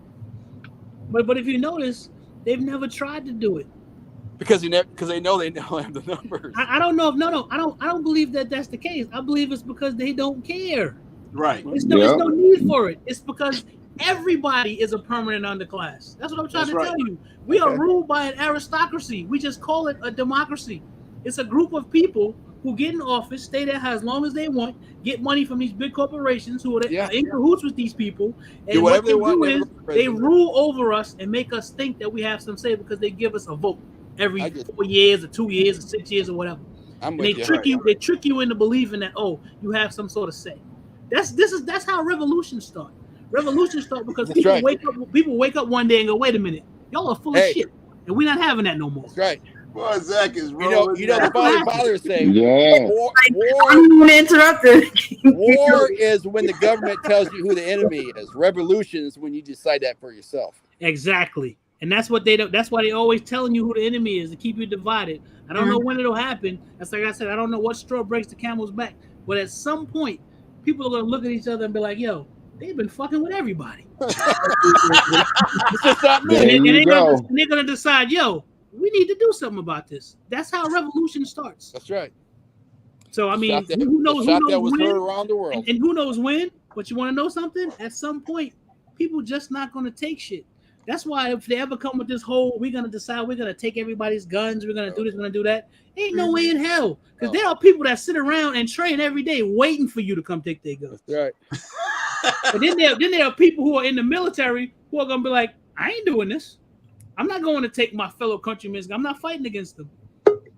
Yeah. I'd rather turn around and shoot whoever in charge first before I go after my people and take the guns away from them. That's right. It's a real, uneasy situation, man. But I would argue right now that they're changing the military mind frame. Parental, you're on mute, man. What, by letting them wear dresses and shit? I think they're getting training to say, I think they're getting training to turn on Americans. I'm not saying they all will. We all getting training to do that, man. We're all being trained to do that. There's a problem with that. because this generation that's going into the military now, they're different. They're exposed to different things. They have a different mindset. They are different. It's not the same. They're different. Even when I look at my own son and how I'm trying to raise him. Yeah, I'm a Gen Xer raising a Gen Zer. No, you know how hard that shit is. Amen, brother. And they think differently than we do. There was a thing that was put into us in a particular age group, like, you know, when the going get tough, the tough get going. They tell them when the going get tough, oh, just sit back and take it easy, and, you know, just wait till it's easier. They are different than we are. So they're gonna try, and then they're more with that whole group thing too. And a lot of times they're more open with their stuff. I mean, I worked in a call center for a while, Victoria's Secret call center. And when I was sitting there listening to these 20-somethings and how open they are, hell yeah, I worked for Victoria's Secret Bath and Body Works. When I listened to how open they were and how they talked about stuff, it shocked the hell out of me. I'm like, yo, I would never say this type of stuff in front of people just out in the open like everything is sweet. They're different. They're way different than we are. I wonder how they would act. To brainwash them into turning against their own people. I don't believe it'll be that easy. Zach, how you think they would act in basic training? Okay, can you imagine raising your voice at these kids? Right. Everybody is a snowflake. You can't I heard raise your voice. By design. Everybody's sensitive. Everybody's about everybody's feelings. My son is 2 years old. And you know what I tell him sometimes? I'll be like, fuck your feelings. You know why? Because amen, brother. Because that's how the world is. The world doesn't give a shit about their feelings. Yeah, but not their virtual world. If you send your child out into the world, letting them think that the world cares about their feelings, then you are being a bad parent. Yeah, and that's why I heard, and that's why it's important. That's why it's important for us to. For real though, that's real talk, Zach. That's good parenting right there. I learned that growing up. The world don't give a shit about my feelings. But think about the difference between us and our children. We did not have this virtual world. We were not sheltered. They are in a virtual world right now, and they're giving babies. People give babies freaking 1 year old, 2 year old these devices to be trained on. Think about what happens to a human mind by being just impacted by these devices their whole entire life. Programmed from 0 to 5 years. Exactly. Now you take us exactly. Now you take us as a kid, and we made our mom mad, and she said, "You go in that kitchen and get that wooden spoon." That means something totally different from these kids today. Right. I mean, but I believe in that. My son get out of line, I'm whoop his ass. That's just I believe it made me into a stable person. I'm not an unstable person. It didn't mess up my head. It made me understand certain things. To this day, when I get ready to do something I think is a little sideways, you know, I still hear my parents' voice in my head. I hear my father saying something to me. I hear my mother saying something to me. And what ends up happening is these kids lose that. I want my son to, when he goes to make certain decisions, that he thinks, damn, my crazy ass father might break my neck. I want him to, but you know, they learn to have that check inside of him.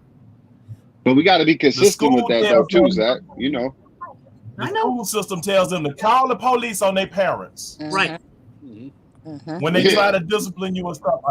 Unless you already have made a telegraph to that mind and let them know that's a dangerous move. They'll try that mess. Well, and then the first thing that happened, they will go in that room and they'll say, okay, we're going to take you out of your house. We're going to take you where you're not going to be with your friends. You're going to go to a whole other school. They say, wait, hold up. What? Right. Then they go, oh, are you afraid to go home? Oh, no, I ain't afraid to go home. But that's what they had told them to do. So now your whole world done changed, and that's that. But look here, check this out. Everybody look up this thing called NAMBLA. NAMBLA. I know what that is. Tell you some of the agenda. They did the Man Boy Love Association? Yeah. Yes, that's the agenda of your politicians. This is the reason why some of these laws that are being passed, because they're trying to change the age of consent for they want your babies, okay? Yep. They got a song. Look at California. The only thing they want from they are draconian in this way. They're actually monsters. Because the only thing they want from a woman is to reproduce. They don't want the love and all that. Because they you know what I'm saying? They are not the way our standards are. They don't want what we, they want to just get over there like how it was done in the past, okay? This is the only reason why they won't get rid of them. Think about it. Why did Hillary not get elected? Because the misogynistic world is. She said so many things that was true, that came true, but nobody wanted to hear it because they wasn't ready for somebody to look like their grandmama that'll whoop they, and know how to pluck them when they talk to them. Because when Hillary walked in the room, she knew how to control things. Yeah, but here's the other thing. I have my own views about why she didn't get elected. She got elected. She didn't get elected because she is part of the aristocracy. That's why she didn't. What happened? You had a guy. You had a guy who played a populist game. So when you're acting like the aristocracy, and then you got a guy who's fronting like he's a man of the people, and this woman actually acts like a bitch anyway, they don't like that guy. That's why she lost. Yeah. Hold on. Can I say something? She didn't know how to connect with real people. Can I say something? That to me, her friends get murdered. That is very true. You also have to remember that she was a fan of Margaret Sanger. Mm-hmm. Oh, and that ain't all. The Grand Master of the KKK. That's what I'm saying. All of those things. All of those things came into play as to why she didn't get elected. These people don't. But that ain't all. They don't care about us. It's one of the reasons. She got beat in her own game. She thought she was just gonna be sitting high on her mountain in her ivory tower. Then here along comes this guy who doesn't sound intelligent, who sounds like your drunk uncle sitting in the living room, and he's just talking shit to people. And they're like, wait a minute, why should I deal with this bitch who don't care about me? And this guy sounds like he does. That's why she lost. That's why she was on Epstein's Island. Forget Hillary. Yeah. Why is she even in this country? Worst person ever. But as far as what's going on right now, you've got what's the lady from California? Maxine Waters and them calling for violence and stuff. And I think that this is just another ploy like they've been doing to try to get people to react so that they can continue to try to take our Second Amendment rights from us. Well, they found out that nobody cares about what happened in Washington. Nobody's watching the hearings and getting all worked up like they wanted people to. Exactly. So now they got to get this going. They're pulling for straws. They are scrounging. But here's what we need to do as far as the togetherness, and this is the perfect storm. The this side of that side where we differ at. What we need to do at this point, I say we. First of all, make sure everybody around you is ready to vote. Get in their ear and talk to them. And what we need to do is send all these cotton pickers to the employment line. I believe it. Every last one of them. Every last one of them. They all up there in office till they get to be old. They running this country like a doggone mom and pop church. You know how you go into church, you can't say nothing. There's all these things that you can't do. Cut it out. Let me have that power. They need us to not get together. They need us not to be able to get together. How many times we got to do that, though? You got to be able to take the money to put them behind the right candidates because it takes money still. So we still have to try to cripple this economy. And I can only suggest something. I've heard a few people talking about it. No one's said, yeah, let's do this or not. But we need to take a day or two and shut down everything. Don't get on the internet. Don't go nowhere. Sit home with your family. Use your solar shit. Play some cards, some board games, cook on the grill, spend some time with your family. Don't put nothing into the system. Nothing into the economy. No kids go to school, no nothing. We need to shut it all down. That's the only way we're going to see some change. We have to cripple the economy. They already trying to do it themselves. We already know the dollar ain't worth nothing. What you're saying basically is a revolution. That's what you're saying. You said it nicer than out there. We need to burn this motherfucker down. 100 cats. Well, see, that's the way to burn it. We can burn it that way because that's what they want us to do. They want to be able to have us act the fool in the street. Without firing one shot, you can get it. Yeah. Why though? Why? They haven't. They haven't. That's right. But let's step back. You know who some of the most powerful people in our history is? Martin Luther King, Gandhi. You know why? Because they did their movement without violence, and when the other people used violence, there was a big cry about it. Right. It sucks to be the guy that gets hit in the head with a baseball bat, but you know. But I'm going to say something to you, and I'm just going to be blunt about it. Yeah, when I start looking at things, exactly what did he accomplish? and exactly what did Gandhi accomplish. Right. Thank you, Zach. I have to look at that. They played their roles. Exactly what did that accomplish? Because They before King left out of here, he said that he was scared that he felt he had led his people into a burning building. Come on, Zach. So he understood right. the way that I did this, you might not have been the right way. Because I always say we were too busy listening to Martin Luther King. We should have been listening to Elijah Muhammad. And I say that because the way Elijah Muhammad had wrote all his speeches. Right, because we were too busy running around thinking that their ice is colder than ours. That was the problem. Right. That's right.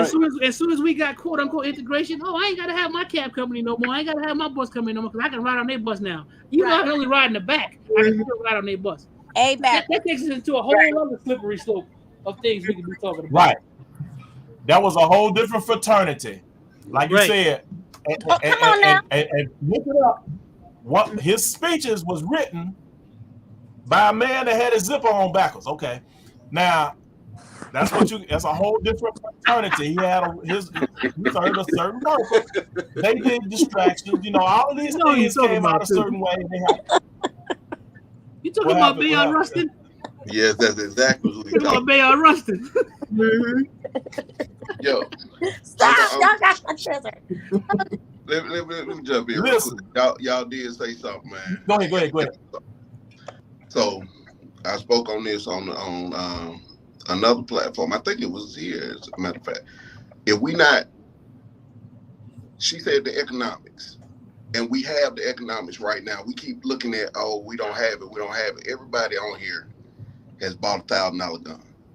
Mm-hmm. You get you 10 people, and instead of buying a $1,000 gun, y'all each put up $1,000. Find you somebody out your community that you vetted, that you trust, that comes from your community, that you know that has your community's best interests at heart. You put that 10 bands behind that person, and you run them on the local level.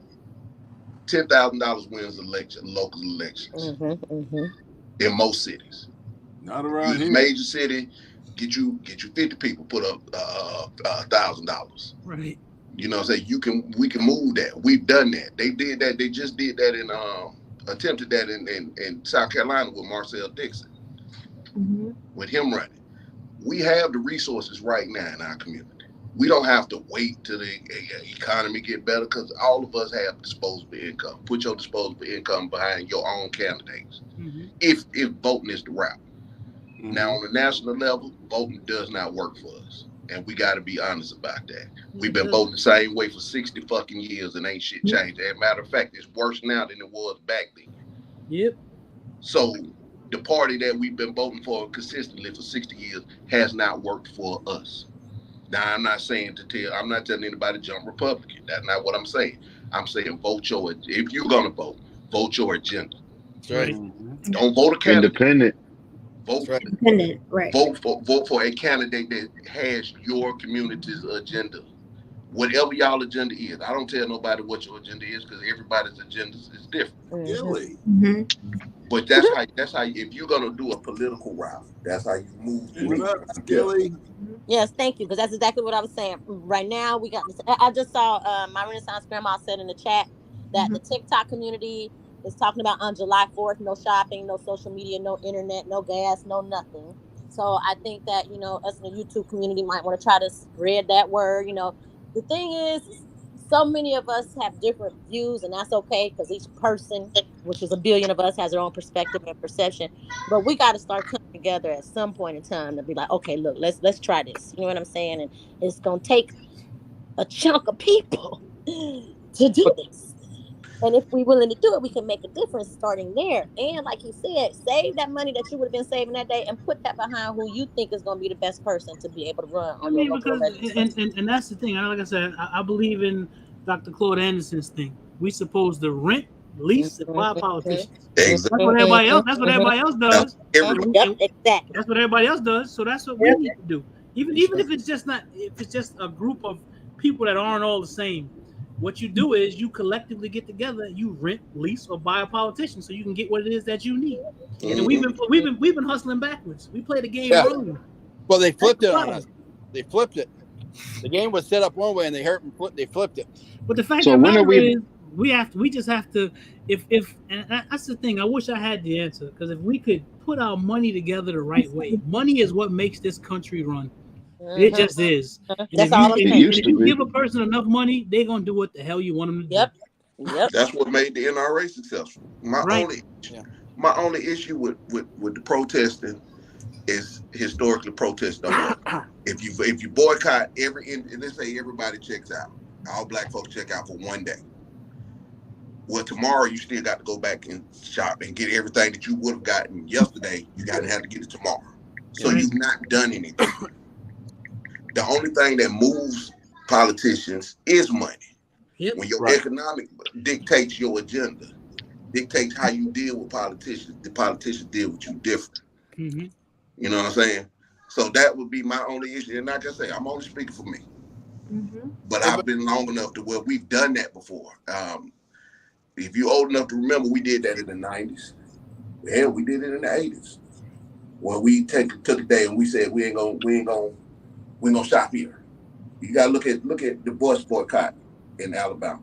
Mm-hmm. That wasn't a one-day thing. They did that consistently for almost 2 years before it even was effective. So unless you're willing to go to those extremes, Right. Right. I agree. it's not gonna That's work because you're exactly not what their it's gonna economy. take. That's why I said 1, 2, 3 days. If people saying they're at least willing to do it for one, if people just one day though, just one day, imagine. I really think we should go longer. It needs to be continuous. But real quick before I even go about that, we tried that with the football stuff. Okay, Mm-hmm. y'all couldn't stay consistent. Oh, this team playing, my team playing. Y'all forgot just that fast. You know what I mean? So it's like we do a whole lot of talking, but ain't nobody trying to walk it. So I totally agree with you. If we're gonna do it, we gotta be That's the consistent case. with stuff. If We we're gotta gonna do start it, somewhere. So if we took just one day and calculated how much it might be able to save, or how really it would affect things, just imagine. I used to do that when I worked in the school system too. I used to tell parents, because I was always an advocate for the parents. If you guys just took one day and kept your kids home, because these people don't care about your kids. They here for a check. If you guys just kept one day and kept all your kids home, I could make this school district pay attention to you and what your demands are as a parent. But nowadays, our parents are so, like you were talking about earlier, we raising this generation and that generation. We got this issue that contributed to that. And these parents nowadays, and I don't want to say the younger ones, because it ain't always the younger ones. It's some of it's my age, and I'm going on 50, that don't really care. You know what I'm saying? They use the school system as a babysitting service for them. Right. This is true. They sitting at home chilling while their kids at the school. Ain't nobody paying attention to how that child is really getting done. You got to be active in them schools. If you have no choice but to keep sending your child to school this coming school year, which I recommend you don't. If you don't have to, don't. If you don't have to, don't. If you don't have to. If you have to, understandably. Get with fellow folks around your neighborhood who do homeschool their kids. Maybe some of the homeschool parents can start helping some of the kids, and the parents who still have to send their kids to public school. You know what I mean? Somebody you can talk to, trust, that's going to really care about your child and make sure that they're getting, after school help while you still in school or whatever. But if there's one day out of the week that you can take your lunch and go to your child's school and pop up, do them pop-ups. Because the people are always going to be smiling in your face. But when they don't see you standing at the door and their back is turned and they fussing at your child, use that to your advantage. Well, here's the thing too, because if you are active, because me and my wife are very, very, very active in our son's education, and they don't like that either. No. They don't like that because we're very active. I try to be very quiet and sort of sit back, because if I have to start talking, then that means things are getting out of hand. I let my wife do all that. I'm just there to basically be like the bodyguard. Shit jump off and I'm there, you gonna get fucked up. That's how I usually use myself. But when I have to open my mouth and I start talking, and you start talking to these people, they don't really want to hear you. They tell you all this. We want you to be involved. We want this. They want you to be involved right up until the point that they can tell you to shut up. And I'm not the guy you can tell to shut up. They don't want that. They don't want you to be involved in your kids. They don't want you to be involved in your kids' education. They want to build bots. They don't want you to be involved in it, because if you're involved in it, especially if you're trying to teach your child how to be a critical thinker, they don't want you there. They don't want you there. Or if you're teaching them the real history. Exactly. Mm-hmm. Well, it used to be you went to school, you learned to read, to write, gym class, all that stuff, right? Now you go to school. The school wants to raise your kids, and they want to send them home for them to be able to sleep, a place to sleep, and then come back and they want to raise your kids. They're not teaching them how to read, write, and everything else. They want to teach them life experience. I'm gonna tell you something, Zach. This is one thing that I'm running into. Hey, And it started around the pandemic. They're using the pandemic as an excuse to keep the parents out of school. In our school district right now, they say nobody can come into the school at all. Mm-hmm. You got to meet somebody to do it over teleconference. They won't let you in your child's classroom now. I done put with the elementary school. I'm now on my third child going through this elementary school. All right. I've always took at least a couple of days and just go and sit in the classroom. You can't do that no more. And they just say, why can't I do that? Oh, with COVID. We don't know. If I got COVID, then my kid got COVID and they are in the school. So your justification that you're using don't make no sense. But how do these shooters keep getting in the schools? I'm just asking. Because the doors ain't locked and the cops let them in. When they do lock that out here, they do. Oh no, they be locked, but somebody's standing there holding that door, and that's what exactly. So what you do is, if you since that's the route that they want to go to, and they want to make it more difficult for parents to monitor, because you got drag queens sitting there reading to your children in school. Yeah. Yep. And they don't tell the parents that. They'll put it out at the school board meetings, but they don't tell the parents that, oh yeah, by the way, this Wednesday we're gonna have this man woman come in here in a dress with his meat hanging and reading to your children with his leg cocked open. Oh my God. And that happens. I'm not even exaggerating. They got video of them doing this. Yeah. So the only way to beat that, the only way to counteract that is we got to sit in these school board meetings. And then what happens? Like I say, I'm guilty of not doing it. But this year going forward, this is as I'm learning the game, this is what the steps we as parents got to take.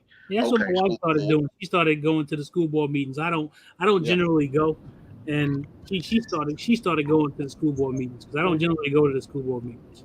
You be surprised. Then the FBI starts looking into you because you're a terrorist now, because you're going to the school board. You're interested in your kids' education. Yep. You're being vocal, and the FBI is watching you now.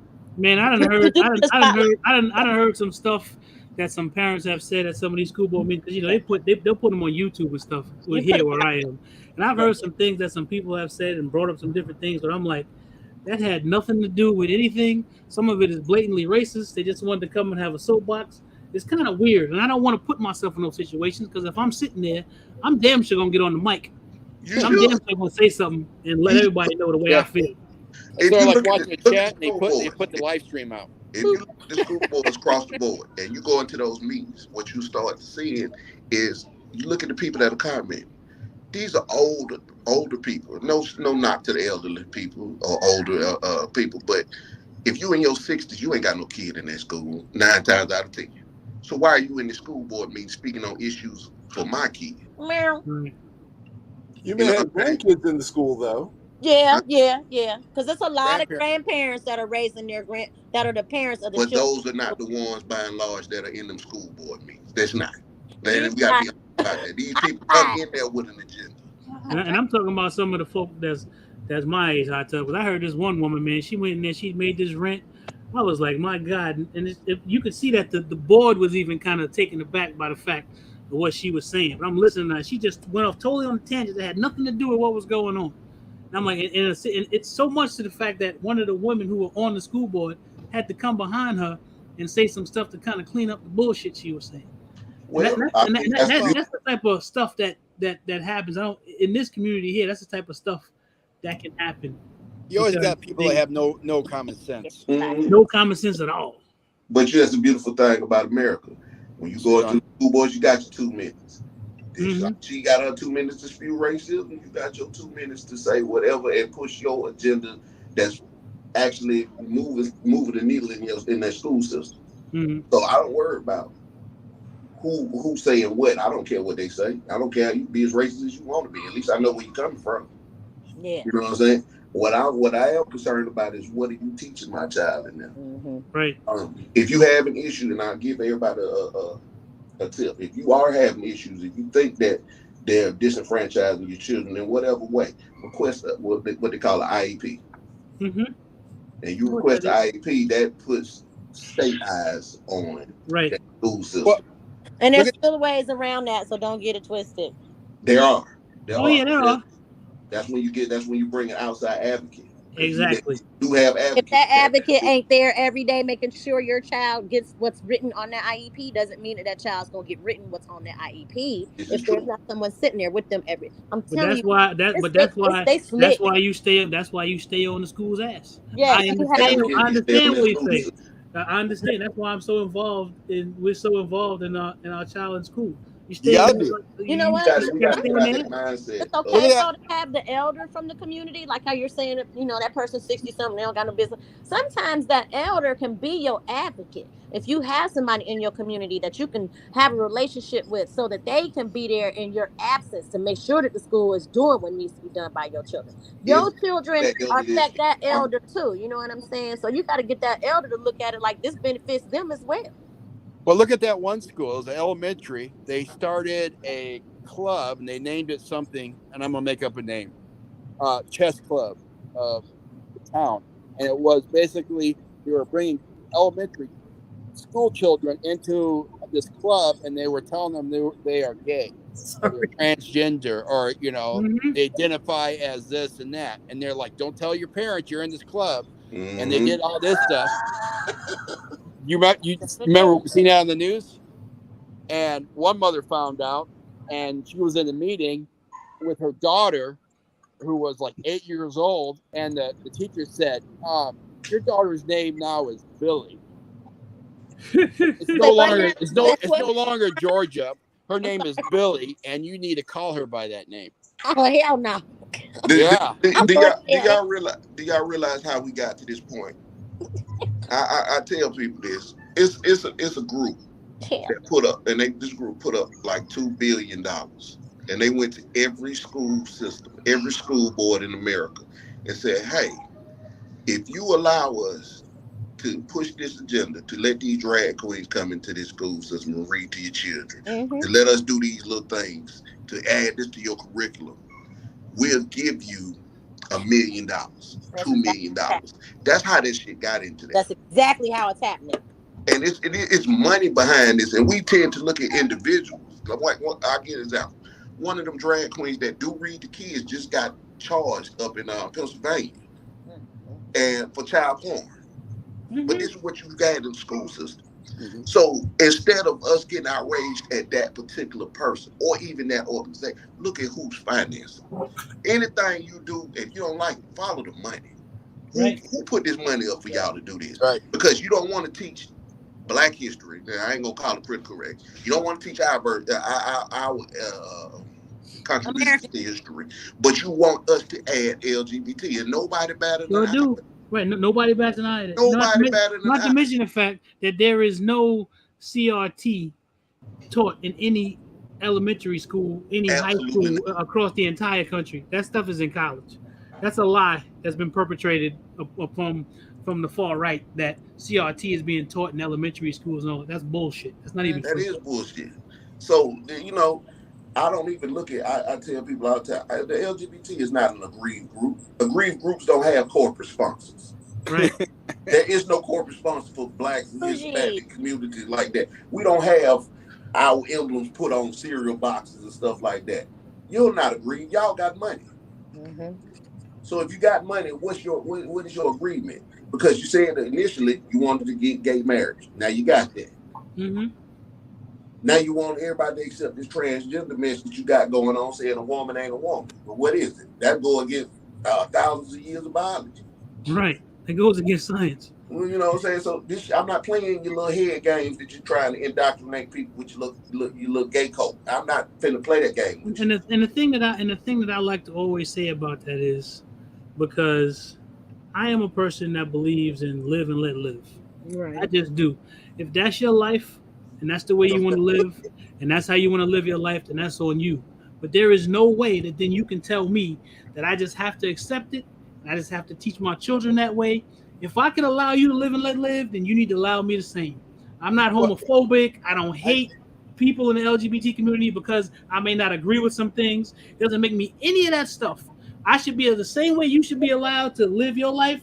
I should be allowed to live mine. And what's happening is because I may not agree with you, it means that I'm wrong and I have some sort of something against you. I don't got shit against you. That's your life. Do what you want to do. But don't come tell me that I have to indoctrinate my children into what you believe. Well, I'll take another step forward.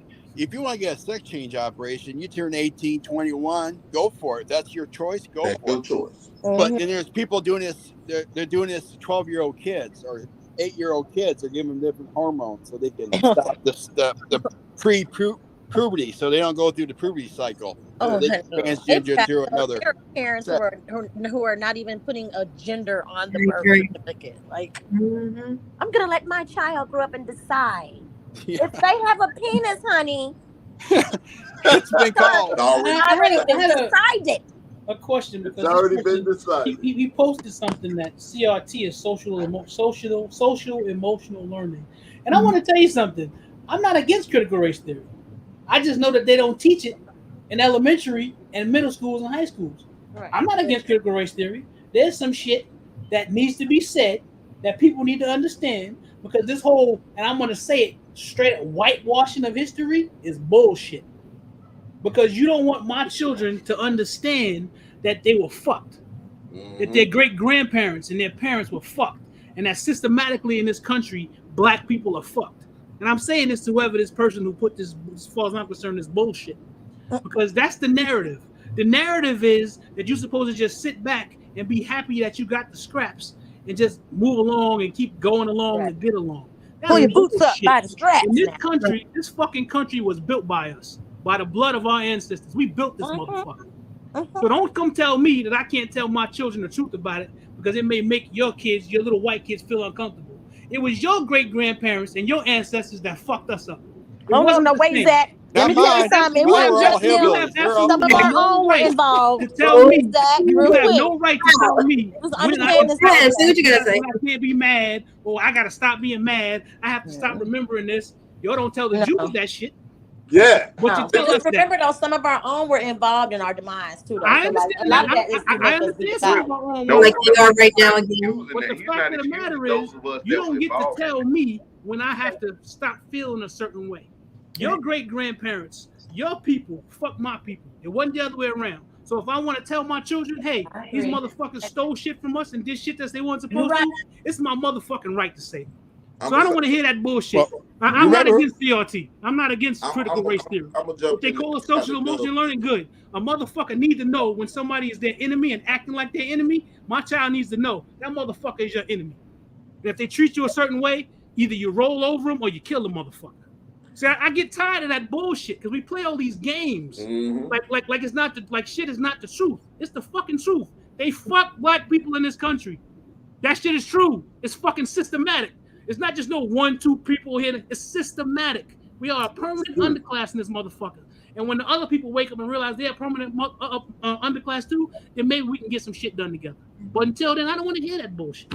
You're right. I'm gonna say this, like kind of what Zach said. That guy with guns. I just want to. Well, you own it today. I like that. I love it. On fire. Right. Zach for president, damn it. For me, I can't let you not tell history when I know that I've had over 200 acres stolen from my family on between my mother's side and my father's side. Yeah. And you gonna come back and tell me, well, that was history. That's in the past. No. That's over 100 acres that are now sitting on my mother's side. It's sitting on the campus of University of Georgia. Now, how much money, how much wealth was stolen from my family just by you doing that? How much? So yes, it's real fresh to me. It's not history to me because it was stolen from my family. And it's a debt that's owed to us. And I'm not gonna stop. I'm not leaving here. They'll hit me with that go back to Africa shit. No. I'm not leaving. Pay what you owe. Pay God damn it. Because this is our land. That's all I'm saying too when I'm saying that because I'm like Zach, I'm tired of other groups saying pull yourself up by your bootstrap. We did. No, you didn't. No group in America has made it in America without government assistance. Without us. Right. Except us. They gave them boots and straps. No one give us shit. You took our land They took our stuff, and took gave our it labor. and gave it to European immigrants. You took our land and gave it to European immigrants. That's how they got a foothold in America, through land grants. You give it Hispanics that come into the country now are given money. Every group is Japanese. When you had them in the internment camps, you gave them money. Right. So how is what we were saying any different? You know, okay, look. Y'all know that okay, no, y'all don't know this. My family, my ancestor, he built Asheville, North Carolina. It's all kind of plaques and everything over there. His name on it, da da da da da. So I'm thinking to myself, like, I know it's more to this than just plaques. I know there's supposed to be land and property, because he built neighborhoods, he built the municipal buildings, he built churches, he built up Asheville, North Carolina.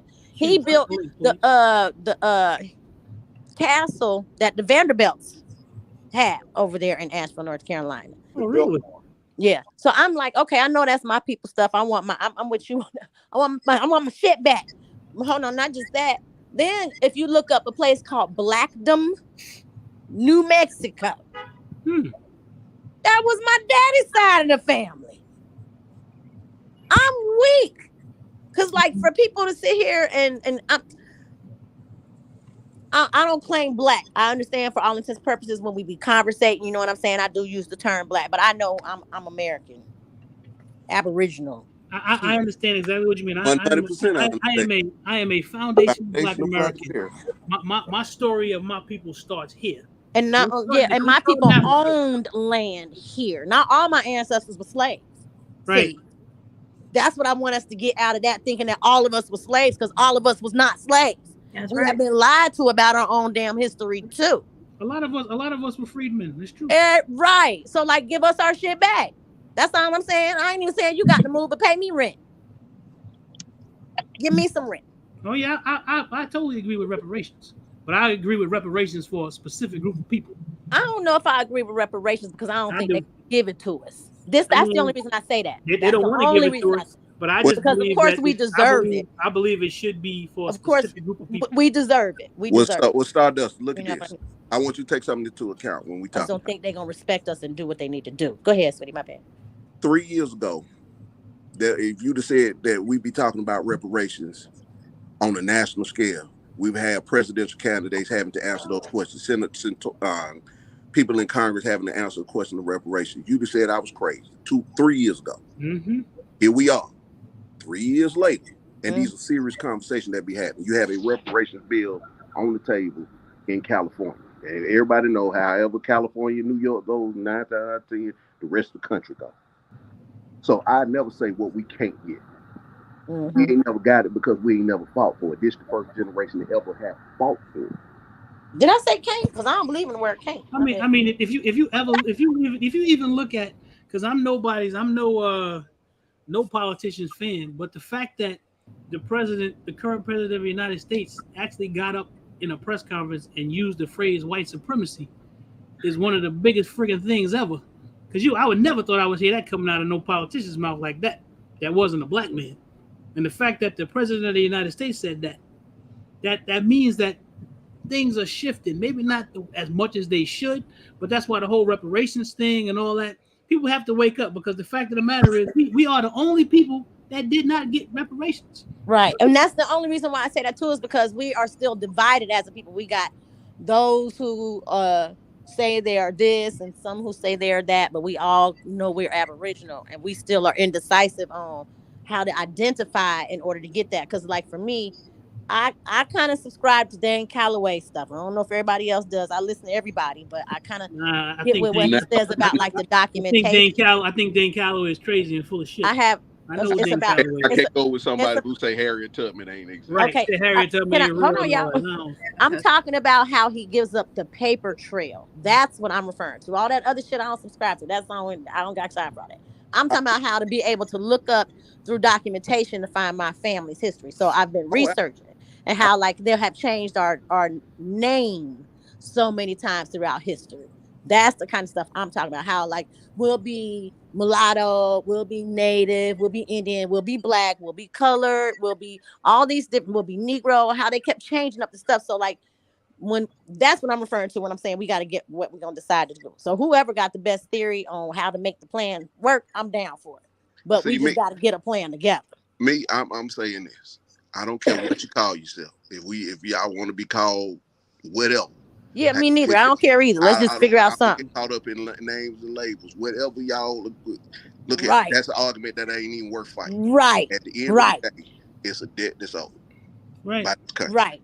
What do we need to do to make it happen? That's what and to say it is a debt that is owed to a specific group of people too. There it is. Not everybody. How do we that's identify? What ends up happening. You got all these tethers who want to jump on the bandwagon because you may get something. No, there is a specific group of people that have earned a specific thing. Not everybody. Exactly. How do we identify? That's the thing. We got to come up with you gotta some kind of way. You have to be able to go back and prove your lineage. They do. You know they do that on Native American reservations and stuff. You can go back and prove your lineage. There's certain things that you are entitled to because you are part of that particular tribe or whatever. I got it, but I don't know if I want to be a part of them tribes. The way them tribes is ran.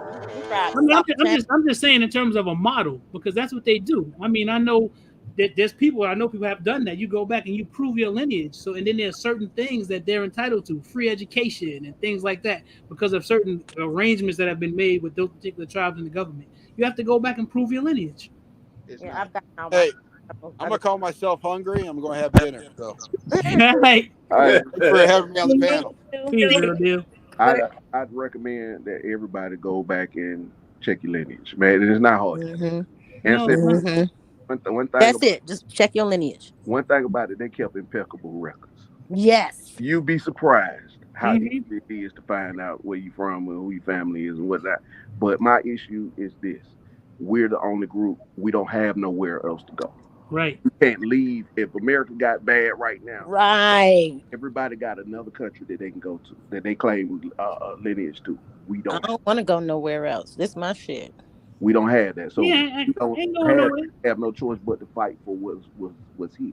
And when we fight, and what we fight for, I want the greater diaspora to know that it benefits all of us. All of it. Don't think we being divisive because we're saying we're identifying our particular tribe. Right, but we got to do what we got to do. And there's nothing wrong with that. But when we benefit because you are a part of us, you're a part of our communities. You live in our community. But you benefit as well when we're able to economically empower ourselves as a people. Then everybody that's attached to our community is going to benefit. When we are the ones that are providing the jobs and the opportunities. You don't think that if I'm making and I'm living in a black community and they open up these jobs over here, that's somewhere for me to work.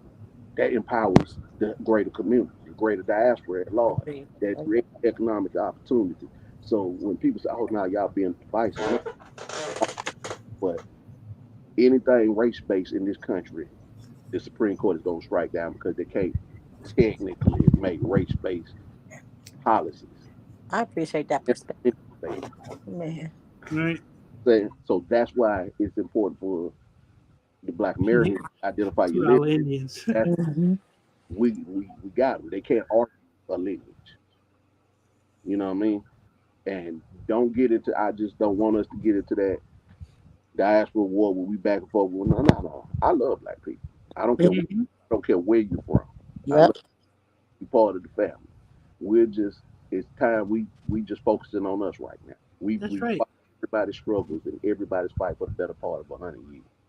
And there's nothing wrong. There's nothing wrong with that. I don't got nothing against my Kenyan brothers, my Nigerian brothers, my Jamaican brothers. None of that. But because I'm trying to get what's owed to me, you can't get mad at me. It's not. I'm excluding you because you're not a part of that particular situation. You can't get mad at me because of it. And that's what ends up happening. They get pissed off at you. Well, I look just like you. Yeah, but you look like me, but you didn't come from the same thing I did. Just like I can't say I'm gonna go get part of whatever Caribbean reparations because I ain't from the Caribbean. Right. CARICOM, the Caribbeans have their own version of reparations. They made it out. They made mistakes. We're not entitled. I can't hear you. Can't hear you. Anybody? I said they have their own version of reparations. Mm-hmm. That CARICOM. We understand that we're not a part of that. That doesn't mean we're going to get in the way of you getting that. We want you to get it because that'll bolster our claim. Same way, if you get it first, it'll bolster your claim. Right. So Right. it's everybody helping everybody, but you got to identify who aggrieved you, your group in particular. Mm-hmm. And once you identify that, if you want to have your movement with your tribe for this, I'm all for supporting you. Right, I'm right there with you. Mm-hmm. We're just working on our portion right now. So I like that's the thing. That's kind of my disclaimer on there, because I do have friends that are in the greater diaspora. I'm not insensitive to what y'all going through. We all get hell here in America. Mm-hmm. But the difference is you can go home. I can't. Right. Exactly. I am home. My family been here. I traced my lineage back 250 years.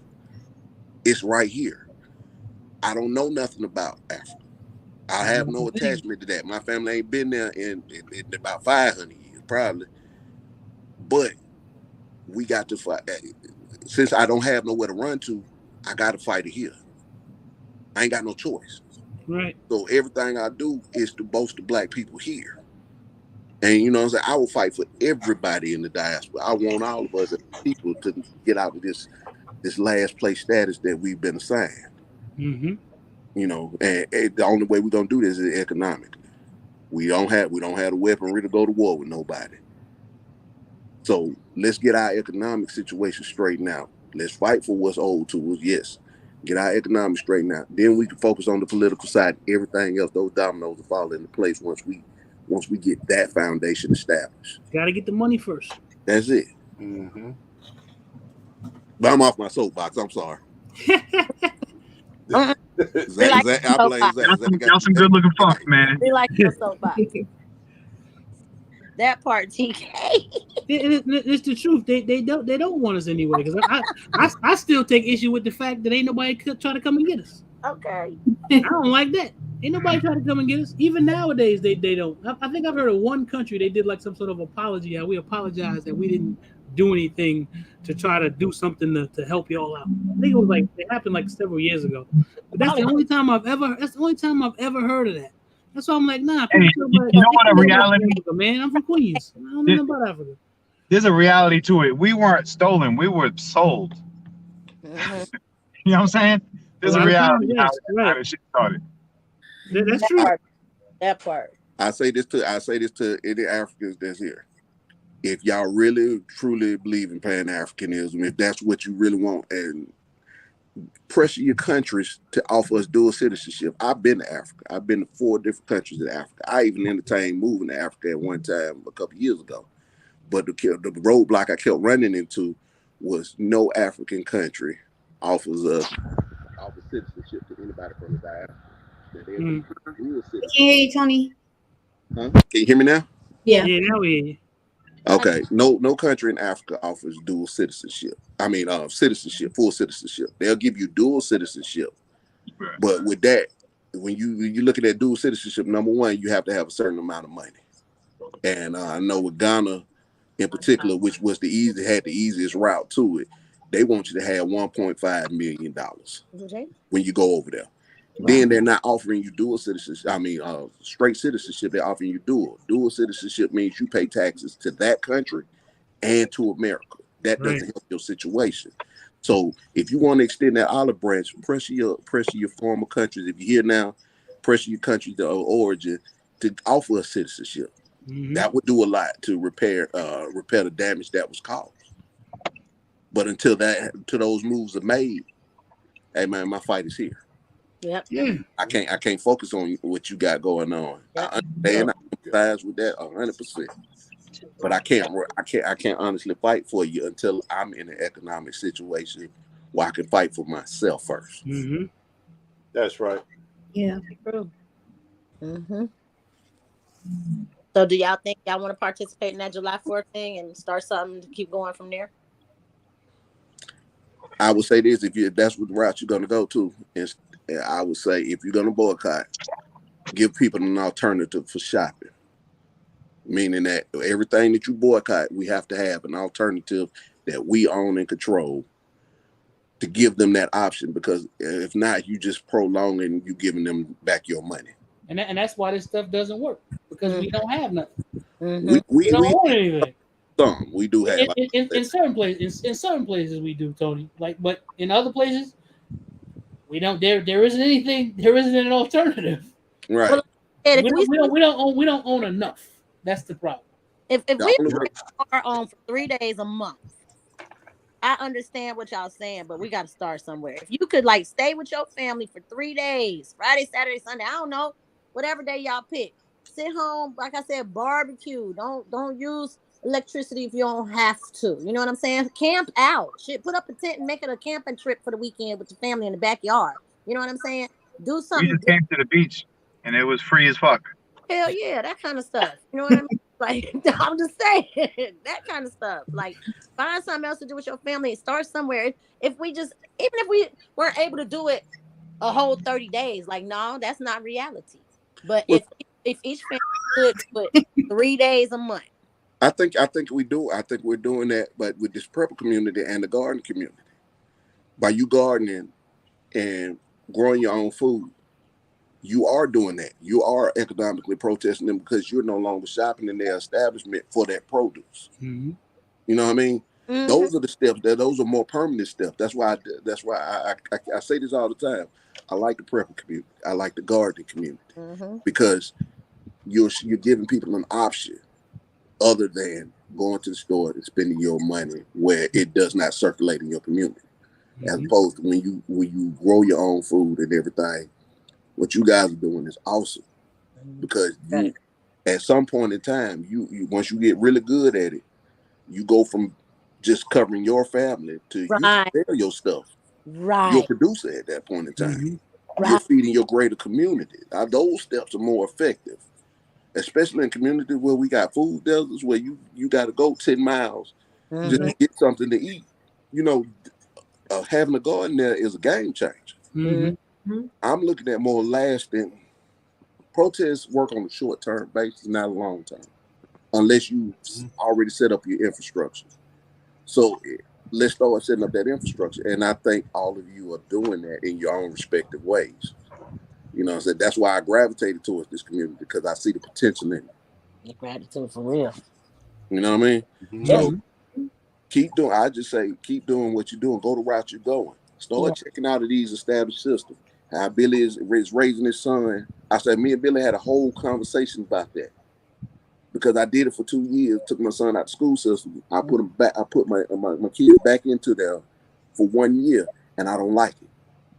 So I'm talking to him. Hey, how are you doing this? He gave me a wealth of options, and those we walk, but stuff I wouldn't know if I didn't talk to him.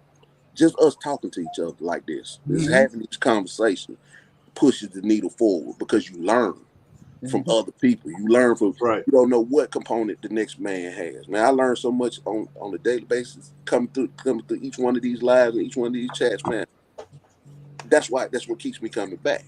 Everybody puts a piece in this pot together. You know what I'm saying? Yeah, that's a hell of a truth right there, because there are so many different angles that people bring to the table, man. And so aside from educational, entertaining, sometimes it talks people off back from the ledge, Shit might not be going right at work, at home, or whatever, or you might be bringing families together. That's why I really am in love with this community. Yeah. Right. Dope people. Dope. Yeah. I totally agree. Hey, Billy, tell them about the academy, man. I don't know if you ever have spoken on it already, but what you were telling me yesterday. Oh, the Unlearn to Relearn Academy. Derek Grace. If anybody's ever heard of or familiar with Derek Grace, look into it. It's an academy, and it starts in the younger grades, like kindergarten, and they believe in a system that causes you to have to unlearn what you thought was the right thing through your upbringings. And so trying to learn on top of what you already know is a difficult thing. It's just more information. But until you cancel out and make room in your mind and your soul for what the truth could be, it's difficult to learn more and learn more and learn more. So once you unlearn and realize that there's some things that you're holding on to in your memory and in your emotions that are fucking lies, you got to get that shit out the way and make space for a new way of thinking, a new truth, new intelligence. And I feel like I'm selling the program, but that's what that curriculum is about. And it's not some graduate school type of program. It's for children. It's for our youth. And if we catch them now, the next generation will be all right. Yes. So Stardust, when we had the conversation, instead of protesting, I would advocate more for forums like these where we could put the pieces that we know we have in our community together to start building our own infrastructure, our own communities back up, to get to a point to where we're on we have an economic foothold on the larger society. You know what I'm saying? And that's protest, baby. That's it right there. You know what I'm saying? We need lasting changes. We need lasting establishments that working out. Yep. Listen, if we took 3 days every month for the next 6 months and stopped participating in anything, that right there is establishing the family structure. It's re-establishing the family structure. You're unlearning the program that you've been programmed and putting it into, oh, this is my time with my family.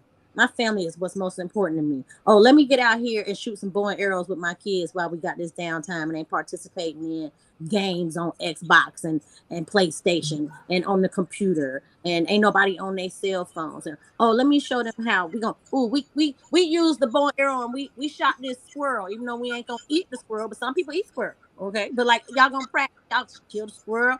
You gonna teach children how to dismember things so they can learn how to hunt on their own.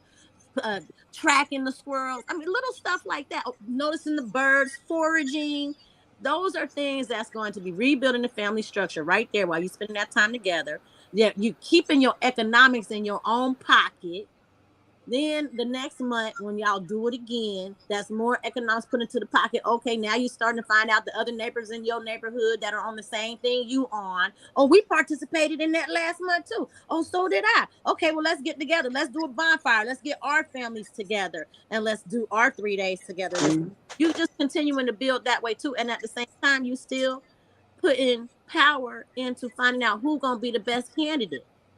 Because what you're saying is everything right there. It's gonna take us making our own rules, setting our own tones for our families, not participating in the bull crap and the lies no more. It's gonna have to start somewhere. We gotta take a step. I think we are. We taking that step back as a community, and we got to get back to loving one another. We got to get back to being that community group of people that we used to be. Because we gotten so far away from that. I don't want to stay with such and such. I don't want to be around this one. Yep. Because if shit hit the fan, ain't nobody prep. I don't care how much you prep. Ain't prep for everything. You can't stop everybody. That part right there. That part right there is you gonna need a community behind you. And that's what we got to start looking at this. We've been rebuilding our communities from scratch. From scratch meaning preparing for shit hit the fan scenarios, because when you prepare for those scenarios, you're looking at how I'm gonna feed, clothe, and shelter myself without the government and these legacy establishments. Once you figure that out, once you get good at your day-to-day, then you start to look at how can I replicate this, how can I rebuild for all of my community. You know what I'm saying? So this is a start. And that's what we needed. This is that start you speaking of. This is it. This is right here, sitting up on this panel, sitting in this chat. It's starting right here. Right. And we don't get down as a community to say, oh, this war is me mentality. Like, oh, we so fucked up. We're not. We just got back to working together. Hey, Tony, tell them this too. Don't be going out there buying all them damn fireworks. Don't be shooting all your rounds off. Nope. Okay. Gotta save that ammo. Like, oh God, save that ammo. Cut it out. You know what I'm saying? We'll have time to celebrate later. Right now we got to go to work. We gotta rebuild us. Ain't nothing wrong with sitting there cooking out on the 4th of July as long as you ain't doing nothing else and you enjoying your family. You ain't on TikToks, you ain't on no YouTubes, you ain't on no electronic devices. You know, if you can go through the 6th, go through the 6th. Just do something. Just like this, it's time to make a move, like for real. Like if we can't keep talking about no revolution and we ain't busting no moves. Well, this is the revolution. The revolution ain't gonna be us out in the street. It's gonna be this. It's gonna be groups of us checking out of the system. We got to do it collectively. So collectively, if it's a large group of people talking about doing it from one day, damn it, we should participate. It don't mean it's the answer all to be all. Yeah. Now, I tell you what, the truckers, a lot of these truckers have talked about parking their trucks for like 30 to 60 days. See, we need to get behind. And so, and that's the protest, the high cost of fuel and some of the other things, and just the overall treatment as truck drivers actually get. You know, and actually after joining this community, I've been able to talk to a few truck drivers and stuff. I'm saying to myself, man, they get shitted on, even worse. You know, because it's like nobody wants you to park nowheres. They don't want you to do this. They don't want you to do that. And then after that, they just want you to pay. All they want you to do is get in the truck, drive, and shut the hell up. And imagine if they parked their trucks for 60 days, what would happen? That would change all kinds of stuff. And they shut down commerce. They decided they just weren't going to drive. And you shut down commerce, you kill the economy. Mm-hmm. You got that right. You understand how much power they have, and that's what they might not understand. I don't think they do. Some of them do. Yeah, yes. I think the majority probably don't, because if the majority did, and they ever woke up and realized how much power they have, they shut it down. You got that right. That's what needs to happen. They would shut it down. The only way you have to do something to make whoever the powers that be wake up and say, "Hey, take notice." Right. We can't. Even if I don't want to, I have to do something, because if not, I'm gonna keep getting screwed. Yeah, that's right. That's right. And just like OG $2 saying you can't park for 30 days. What about when diesel gets to be $10 a gallon? When do you do it? Right. You know, like you said, Hot Tub Tony, we need to, if we could just do 3 days a month. I understand, like, you know, that it's just got to start somewhere. If we just started this, imagine if we went 2 years, 3 days a month in this country, not participating in that shit, but they ain't even gonna make it 2 years. 6 months, they'll be like, oh Lord, they over there biting their teeth. What we gonna do? They hip to us. They ain't gonna make it no 2 years. If we did that, I have a fear that they'll make everybody pay for it. How you think? Well, what you think they're doing now? Gas isn't high because the price of a barrel of oil is too high. Yeah, gas is high gas is high because they got screwed during the whole COVID thing and nobody was driving anyway. Now they making any profits back up. Yeah, they price gouging. Period. That's why gas is high. The feds they gonna do what they gonna do, but we still gotta make a move. We can't keep saying, well, what if this? What if this? What if? Why sit here lest we die? The feds just came back and said that that's what's driving inflation. Is not the fact that people won't work, not the fact of high gas prices.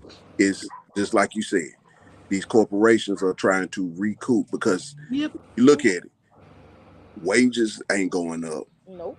But the cost of everything is going up. Yeah, cost went up slightly, but the dramatic increase that you're seeing is directly related to all of these companies turning in record profits. So they're price gouging. Oh, look. Okay. They've admitted that they price gouging, but what? They've been doing that. Gonna step in. They don't want to come in and step in and regulate. Yeah. Right, because the government could come in, the president could step in and make an executive order and scare the hell out of the fossil fuel companies, but he won't do it because he's in their pocket.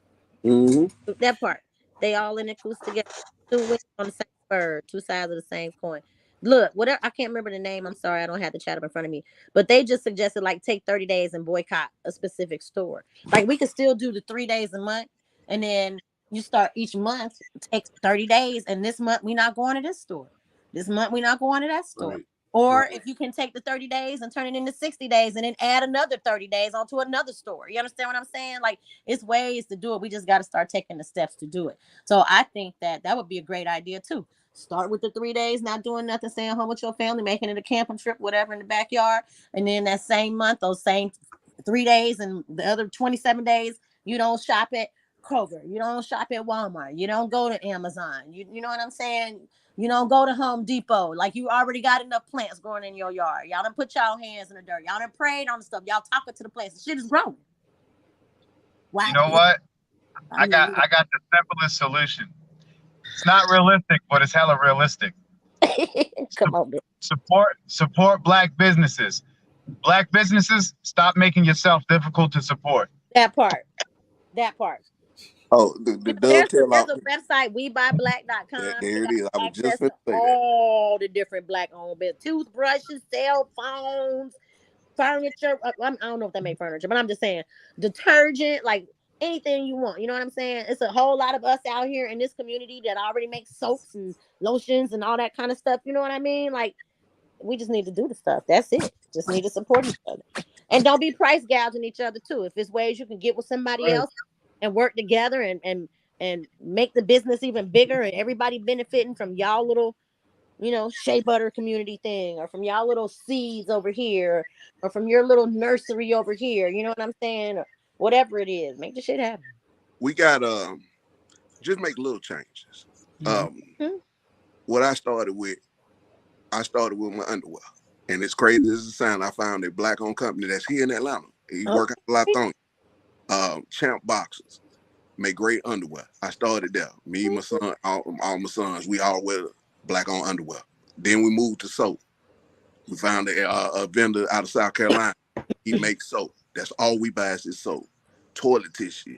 It's a vendor out of North Carolina. He makes toilet tissue, paper towels, detergent. And when COVID hit and everybody was buying up toilet paper and you couldn't find it in the stores, he had an overstock.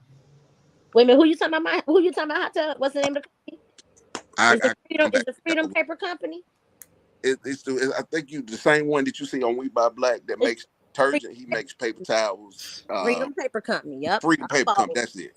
I bought boxes of toilet paper when them people was talking about, oh, there's no toilet paper. I got right on the computer and hit up Freedom Paper Company and bought me a couple of boxes, like 90-something rolls for about $70. Start making those changes and commit. It's got to be an all-in commitment. I'm gonna buy this particular product from this Black-owned company, and then as you do that and get more comfortable with it, pick another product and another product. You know what I'm saying? That's how you do it, to the point where you'll look up and half the stuff in your house is from a Black-owned company, but you made it. You did that within little increments. You know what I'm saying? What's the name of the website? WeBuyBlack.com. WeBuyBlack.com. I apologize for not typing it in the chat, y'all. That what you just saying? I just got a package from them. Just got a package. Now that was my soap right there.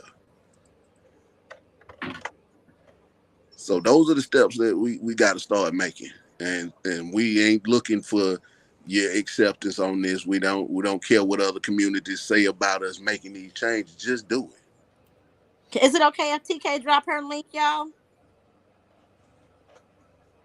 I don't think Q or mine. Drop your link in the chat, sweetie. I'll send it to you, TK. TK, you make toys too? That's dope. Yo, crazy. That's crazy because I'm part owner of a toy company. In there. Urban, how's this? But yeah, those are the changes that we make. So if you're gonna protest, that's the route you're gonna do, I would say in those three. If you're gonna protest in them 3 days, find you companies that can meet the needs that you gonna miss in those days that you protest. And then instead of going back to a Walmart or a Kroger's for your day-to-day, stick with those companies that you picked out for those 3 days. And prep with them for the next 3 days. You don't already stop. Just keep buying through them. And it just got, like I say, it got to be an all-in that we commit to a whole total lifestyle change, because we become too comfortable operating in an arena that we don't control. Well, we talked about that the other night on my chat, y'all. I think Carmen was in there too. We talked about that man from Texas, that mayor who, when Houston had that snowstorm, and he was like, well, y'all shouldn't be depending on the government. It ain't our job to save you. People were so mad about what that man said. And, oh, he's Republican. You know, they wanted to make it about the different parties. Right. He ain't lie. He right. He ain't lie. Yeah, what he's saying was true. And I'm going to say this to the 2A community. I'm going to say this to y'all. We got 5 that I know of, gun manufacturers. Hell, at least 3 of them come out of this community. Right. We all need to, if you're going to buy firearms, at least one of them should be from one of them companies.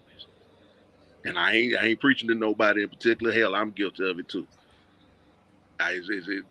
Coy is a great example. Coy got 3 or 4 of the black gun manufacturers' firearms right now. Yeah, you put Coy onto a black firearm manufacturer, you don't wait. He gonna buy from him. Right. That's a brother that actually live it with his wife. And believe it or not, Coy about to have a 5th one soon. Right. So, and that's who I look up to, brothers like that. I told him, I said, bro, you are the only one that I know of that got damn near all of them. I'm behind the 8 ball on that. I got to play catch up on it. But yeah, only got 2. You know what I'm saying? With us being in this community, hey man, we got to start making these steps. Yes. All that kind of stuff. Like, look, and there's in the chat, I have to address Bougie Pepper said I have a problem with that at Tap. Tapping Production said black businesses are middlemen. We literally make nothing, so they make their percentage, but they go to China or India to re-up. I can't argue with that. However, that's the point of us doing what we're doing, because we got to start somewhere, and we'll get to the point where we don't need to outsource, because we're gonna start coming up with our own. That part, okay. So we just gonna start somewhere. A lot of times is. I'm not arguing. I think the point. Valid point. So thank you for that tap in, but we need to also acknowledge that it's time for us to start coming up with the stuff, because ain't no more excuses. But the fact is, even though they may get products from China or from wherever, that money that's generated still comes to them. Mm-hmm. Ain't nothing made in this country. We're inventors, you know. Right. I mean, but I'm just saying, if you have to start somewhere. If I have a black-owned business, but I get my inventory from China, once I sell that inventory, that money still, if I use it right, can still circulate throughout my community and do something in my community. Especially if I don't have the ability to learn how to do whatever it is you outsourcing for. Shoot, learn how to do it. You know, it's ways for us to do it. We can do it. Don't keep making excuses. Sure. What you're saying is everything. We own it. I understand what Tappan is saying, though. Right. You still, like you said, you got to start somewhere. And if I can make toothbrushes and sell them to you, I would. Right. Hello. Okay. What is it called again? WeBuyBlack.com. WeBuyBlack.com. They got cell phone makers too on there, y'all. Batteries, everything is black folks making stuff. You'd be surprised what black people are making. Air fryer is a black-owned company that makes air fryers. Hell, it's a black-owned Bitcoin. It's a female started it. I ain't buying no Bitcoin right now. Me neither, but I'm just saying for the ones who into it, because I ain't either. I'm cool. You can give me some silver or some gold, boo. Keep all that Bitcoin and shit I can't touch. That ain't tangible. No, thank you. Yeah, that's just like I said. Just tap the resources that's within our community, man. We can start until we get our reparations. We can start making these changes now. It's so many of us that sew. Like, why should we have to go to somebody else to take sewing classes? Man, start teaching your children how to sew if you know how to sew. Start teaching your friends how to sew. Start teaching your friends how to crochet if you know how to crochet. You know how to knit. Shoot, that's not old school like that. If you got them skills, use them skills. Now, I ain't realized how the crochet swimsuits and the crochet outfits and all that coming back. That's a black girl started that trend. And that done came from somebody who sat down with their grandmother and paid attention. Right. Exactly. I'm always looking for some seamstress. I ain't even gonna lie to you. I need to go on ahead and learn how to sew. Well, you play. I've been telling my sons, I'm like, y'all, you want to make money? Be a tailor. Yeah, because a good tailor hard to find nowadays. Man, look, Real hard to find. Everybody wearing off the rack suits that don't look right. I like tailor suits. I become accustomed to that when I was overseas. That's customary. They don't even sell you a suit on the rack. In some country, they make it. They make it to fit you, just like they'll do your boots. They'll make your boots right there. You put your little foot on the thing. They make your boot fit you, make your shoes fit you. They make your jacket to fit you. They make your stuff to fit you. And that's just how they do. Like you said, that's customary other places. We've gotten away from skills because we want to, what's the word? We want to assimilate. We want to assimilate to the people who assimilated us. We want the convenience of not having to do it. Mm-hmm. But we had so much power when we did. And we can get back to that. Yeah, we can. We do. One thing about us as a people, and this is by and large, we are very inventive. Even in slavery, we invented ways to make working those plantations easier for us. Most of the major inventions in America are ours. Hell, the doorknob, that's a Black invention. The bicycle. You know what I'm saying? You'd be surprised what we've created out of necessity. And when we get back to that mindset that we had back then, to where we got to do it because ain't nobody gonna do it for us, what we make will be as comfortable, if not better, than what you can buy out of these stores. So stop pushing our kids to dribble the ball and become entertainers and TikTokers and all that. Oh my God! I had people hit me up on another panel one night, like, "Why you don't want me to do that?" Cause I don't want my son to bang his head up for somebody else's entertainment. If you look at, I got family that went to the NFL, and what my cousin told me about that combine, he said it's straight like the stockade when we came off the slave ship. That's how they operate. It has never changed. Yeah. When they're doing the draft, that's exactly what that is. Except they're not butt naked, Vaseline down. Oh, they still butt naked and Vaseline down. They just let them put on top. You know what? It's the exact same. So if you don't want, we complain about our mistreatment, let's start making them steps to improve how we're treated by doing for ourselves again. Check out that NFL crap too. I ain't gonna lie. Get out of that. Stop supporting that stuff, man. That ain't nothing but an agenda to in itself. Well, guys, it's been 2 hours and 36 minutes. The dog is going crazy. I can keep muting it, but I really appreciate it. And it was a great topic. I hope it relieves some stress for some people. You hear him? Yeah. Hang on. I'm coming. Thank you, Cartman. Yeah, he's crazy. I just don't want him to go on my carpet. Let me see. This is a great conversation. Hopefully we can have it. It was. And yeah. Maybe we'll come back later on tonight. And talk. The question is, I missed the very beginning. Did you guys cover the how the Supreme Court struck down the 2A thing in New York? Yes. Okay. All right, I'll go watch. Okay. Thanks, sweetie. You're welcome. No problem. So I thank y'all so much for coming through and sharing. And hopefully we can put some of these things into effect. And stay ready. Get yourself physically and mentally prepared to deal with a lot of different ideas and people, how they feel about it, because it is emotional, a lot of this stuff. And I guess just be ready for whatever it is as best as you can. I don't want to say, there's going to come a time where you're going to have to put your mettle to what is going on out there. So just be prepared. Have your stuff together. Don't waste your ammo. Don't waste your preps. Prep as much as you can and just be ready. It is what it is. It is what it is. It is what it is. And be flexible.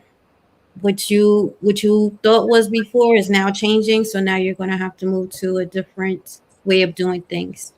Just find your way and make it work for you and your family. We're in a different time now. And stay abreast of what's going on. Forget all that crazy stuff and pay attention to what's going on, because whilst you're worried about this, there's sliding 10 other things through the back door. Yep. You're trying to catch up. So, and share, once you find something, put it out there so people are aware of what's going on. Some people don't get to watch TV, but they listen and they can hear a conversation like this. Thank you, Cherokee. Thanks so much, everybody, for coming through. I appreciate y'all. Y'all be safe out there and stay ready. Peace, family. Bye. I think I did right.